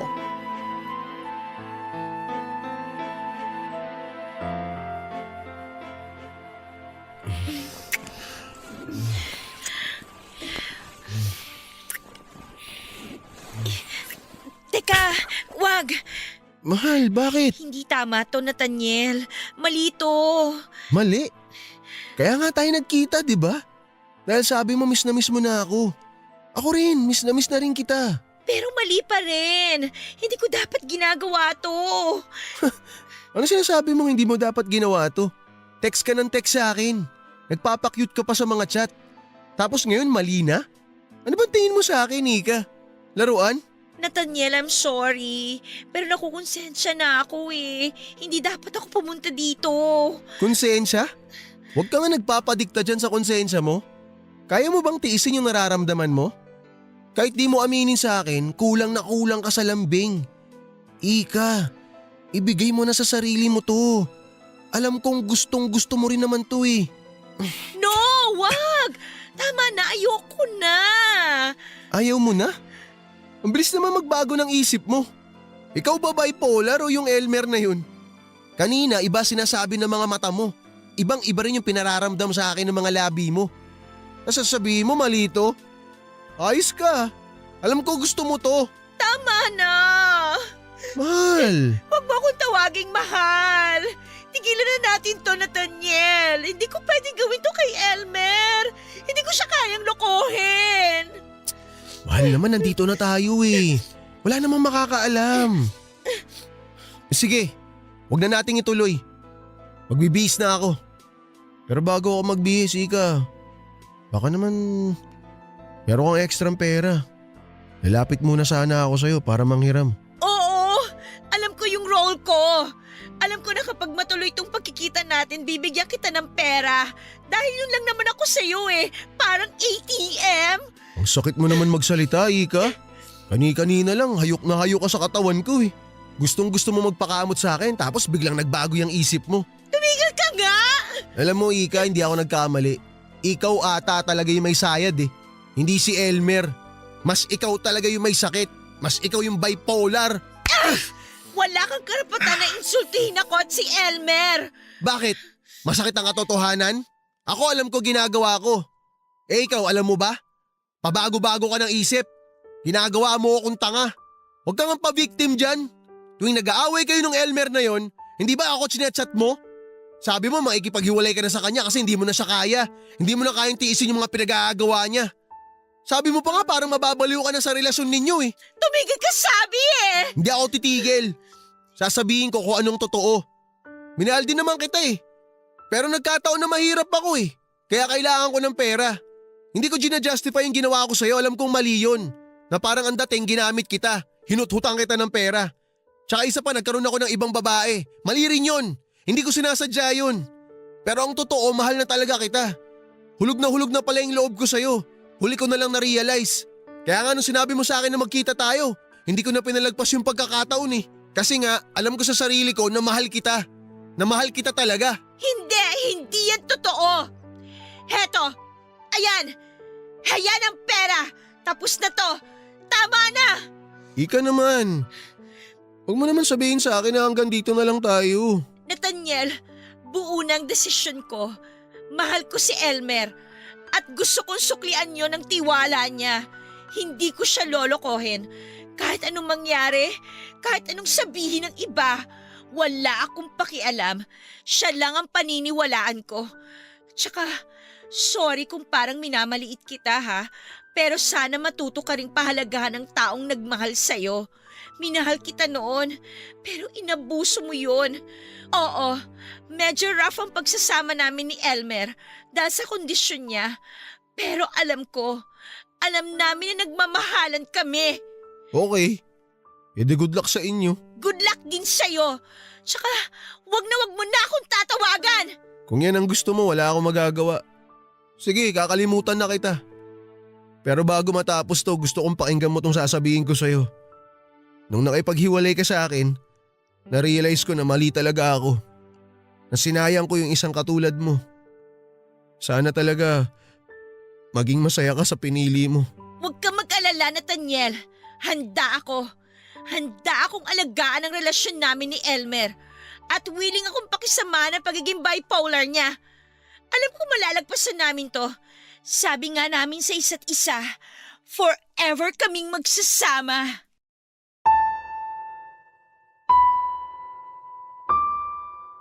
Mahal ko si Elmer, pero sa totoo lang minsan naiisip ko, paano na ako? Kaya ko bang ayusin lahat ng ito? Parang sa sobrang dami ng problema, nakakalimutan ko na rin kung paano ako dapat alagaan. Pero natutunan ko na may mga bagay talaga na worth fighting for. Oo, mahirap kasi si Elmer may bipolar disorder. At hindi biro ang epekto nito sa relasyon namin. Sa simula sabi ko ay kaya ko ba ito? Makakaya ko bang makisama sa ganitong sitwasyon? Napuno kami ng tampuhan, iyakan at minsan ay parang gusto ko nang sumuko. Pero naiisip ko rin na kung mahal mo ang isang tao ay gagawin mo ang lahat para intindihin siya. Kaya isang gabi ay habang nakatulog si Elmer sa kalagitnaan ng pag-aaway namin ay nag-research ako. Napagtanto ko na hindi ko kailangang solohin ito. Kaya't dinala ko si Elmer sa psychologist. Nakakatuwa kasi habang iniisip ko na para sa kanyang lahat ng ito, ako rin pala ang natulungan. Natutunan kong maging mas mahinahon. Natuto akong magtiyaga.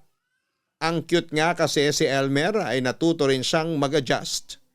Unti-unti niyang naintindihan ang sarili niya. Kahit may mga pagkakataon pa rin may mga episode si Elmer, mas nararamdaman ko na may pag-asa pa ang aming samahan. Hindi ko po ipinagpapalit ang mga moment na ito.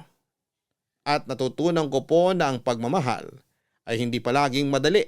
Sa tulong ng psychologist, si Elmer ay mas naging bukas at handang makinig. At ako naman po ay natuto ng mga paraan kung paano maging mas matatag sa mga pagsubok. Kaya ko po sinasabi ito kasi gusto kong ipaalala sa lahat na mahalagang mental health. Hindi lang para kay Elmer kundi para rin sa akin. Sa bawat pagtanggap, sa bawat pag-unawa, mas lumalalim ang pagmamahala namin. At kahit na ano pang dumating, si Elmer pa rin ang pipiliin ko. Happy birthday! Salamat sa pa-cake mo, dear. Parang ang mahal nitong red velvet ah. Siyempre, mahal kita eh. Ikaw talaga. Pwede naman yung simple lang eh. Tayo lang naman kakain yan. Tsaka alam mo na, bawal. Okay, no comment na lang ako. Basta masaya ako to celebrate your birthday na magkasama tayo. Kasi Sorry na. sabi ko naman sa'yo, kalimutan mo na yon. Ang importante, nabigay ko to sa birthday mo. Kaya sa birthday ko, surprise mo rin ako ha. Nako, ano pa bang wala sa'yo? May karir ka naman. Tsaka meron kang, alam mo na, ako. Pera! Maraming pera! Dapat lang talaga maraming pera, no? Basta, magtatrabaho tayo para marami tayong savings. Para makagawa na tayo ng sarili nating bahay. Kahit maliit lang at madaling linisan. Alam mo, sobrang happy ako kasi minahal mo ko. Alam mo, dear, kung masaya ka, mas lalong masaya ako na minahal mo ko. Biruin mo, natiis mo ko. Bihira na rin makahanap ng ganon. At ang swerte ko kasi nahanap kita. Worth the tiis ka naman kasi. Tsaka pinakita mo sa akin na wala kang ibang hangad kundi ang mahalin ako, mapasaya ako, ganun. Salamat pala, dear, kasi pinilit mo akong magpunta sa psychiatrist. Dati kasi parang wala akong tiwala eh. Feeling ko kasi ginagaslight lang ako. Pero dahil nandyan ka, naging panatag ako. Ang importante, okay na tayo. Iniisip na lang natin yung financial security natin. Alam mo, ayoko na maging bipolar ang laman ng wallet natin. Kapag nandito tayo sa Pinas, yan talagang pinagbawal na teknik. Ang mawalan ng laman ng wallet. Kaya nga go, work lang tayo. Pero inaalagaan naman natin ang health natin. Mahal ang paggamot kapag nagkasakit. Syempre naman. Basta sobrang nagpapasalamat ako sa'yo. Kasi tinanggap mo ako kahit bipolar ako, may ADHD, mild lang naman pero kapag may episodes, pagpasensyahan mo na lang talaga. Nakokontrol ko na siya, hindi ba? Nag-improve na ako simula nang dinala mo ako sa doktor. Oo naman. Sobrang laki kaya ng improvement mo. At mas lalo ko pang naramdaman ang pagmamahal mo. Kasi never ever kang nag-ask sa akin ng kapalit. Nako, kakain na tayo nitong cake. Ay, teka, ako na lang ang mag-slice. Konti lang kakainin mo nito ha. Mahirap na. Alam ko, basta konti lang talagang kakainin ko. Hindi po madali ang lahat, Papa Dudut. Pero sa kabila ng lahat ng pagsubok ay natutunan ko kung paano magpasensya at umunawa sa mga bagay-bagay. Sa pagsasama namin ni Elmer ay masaya akong sabihin na pareho kaming nagtutulungan sa bawat takbang ng aming buhay. Sa amin pong kondo, hati kami sa lahat ng gastusin at syempre Nagtutulungan kami sa mga pangarap namin para sa hinaharap. Hindi ko po kayang ilarawan kung gaano kalaki ang pagbabago na nararamdaman ko mula nang magkasama kaming dalawa. Lalo na nang kumonsulta si Elmer sa psychologist. Hindi lang siya nagbigay ng emosyonal na suporta kundi pinaramdam niya rin sa akin na maganda ko. Hindi lang sa panlabas kundi lalo na sa aking puso. Natutunan ko rin pong mahalin siya ng mas malalim at intindihin ang kanyang kalusugan. Pati na rin sa mental health niya. Dahil sa kanya ay naging mas mabuting tawa ko, Papa Dudut. Ngunit hindi ko po maitatanggi na may mga pagkakataong nahihirapan pa rin po ako. Hindi ko po agad naintindihan ang bipolar disorder ni Elmer.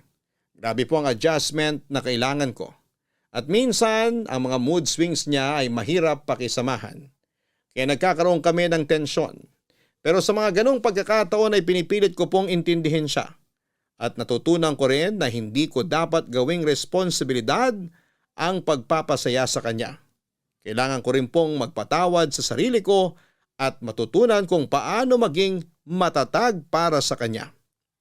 Ngayon po ay nagawa ko na pong yakapin ang lahat ng aspeto ni Elmer, pati ang bipolar side niya. Sabi ko nga ay pahabain ko pa ang PC ko para sa kanya. At sana po sa tulong ng pagmamahal namin ay magtulungan kami para mapanatili ang magandang relasyon. Umaasa po akong mabibigyan kami ng lakas at magandang kalusugan para magpatuloy ang aming pagmamahalan at maging normal ang aming pagsasama sa kabila ng lahat ng pinagdadaanan. Maraming salamat po, Papa Dudut, sa pagbibigay ng pagkakataon sa akin na maibahagi ang aming kwento. Sana po'y magbigay gabay ito sa mga taong may katulad ko na pinagdadaanan at matutunan nilang mag-intindi sa mga tulad ni Elmer. Gusto ko pong makita ng lahat na sa kabila ng mga pagsubok ay may pag-asa pa rin. Ang inyong kapuso at kabarangay forever, Ika. Sa totoo lang, ang mga taong may bipolar disorder ay hindi iba sa atin. May mga pangarap, may nararamdaman at may mga laban din na kailangang pagdaanan. Hindi madali ang kanilang pinagdadaanan. At tulad natin, sila rin ay nangangailangan ng pagmamahal, pag-aalaga at respeto. Hindi biro ang bawat araw na sinusuong nila, lalo na kapag ang kanilang emosyon ay mabilis magbago. Kaya't sa halip na husgahan, sana ay matutunan natin silang tanggapin at unawain. Ang mga taong may bipolar disorder ay may kakayahan ding magmahal. Tulad ng ibang relasyon, kailangan nilang matutunan kung paano maging responsable sa partner. Ang kailangan nila ay suporta, hindi panghuhusga. At ang pagkakataon na maging mabuting tao at partner. Sa bawat relasyon, mahalaga ang komunikasyon, pangunawa at pasensya. Kung may taong may bipolar disorder sa inyong buhay, tandaan na may mga pagkakataong mahirap silang kontrolin, pero hindi ito nangangahulugang hindi sila karapat-dapat sa pagmamahal. Sa halip ay bigyan natin sila ng espasyo at pagkakataon na ipakita ang kanilang kakayahan na magtaguyod ng isang malusog at matatag na relasyon. Hanggang sa muli, ako po ang inyong si Papa Dudut sa mga kwento ng pag-ibig, buhay at pag-asa sa Barangay Love Stories number 1. Sabay-sabay nating pakinggan ang iyong kwento ng pag-ibig, buhay at pag-asa. Ipadala lang sa barangaylovestories@yahoo.com. Nagustuhan ng iyong napakinggan? Ituloy yan via live stream sa www.gmanetwork.com/radio.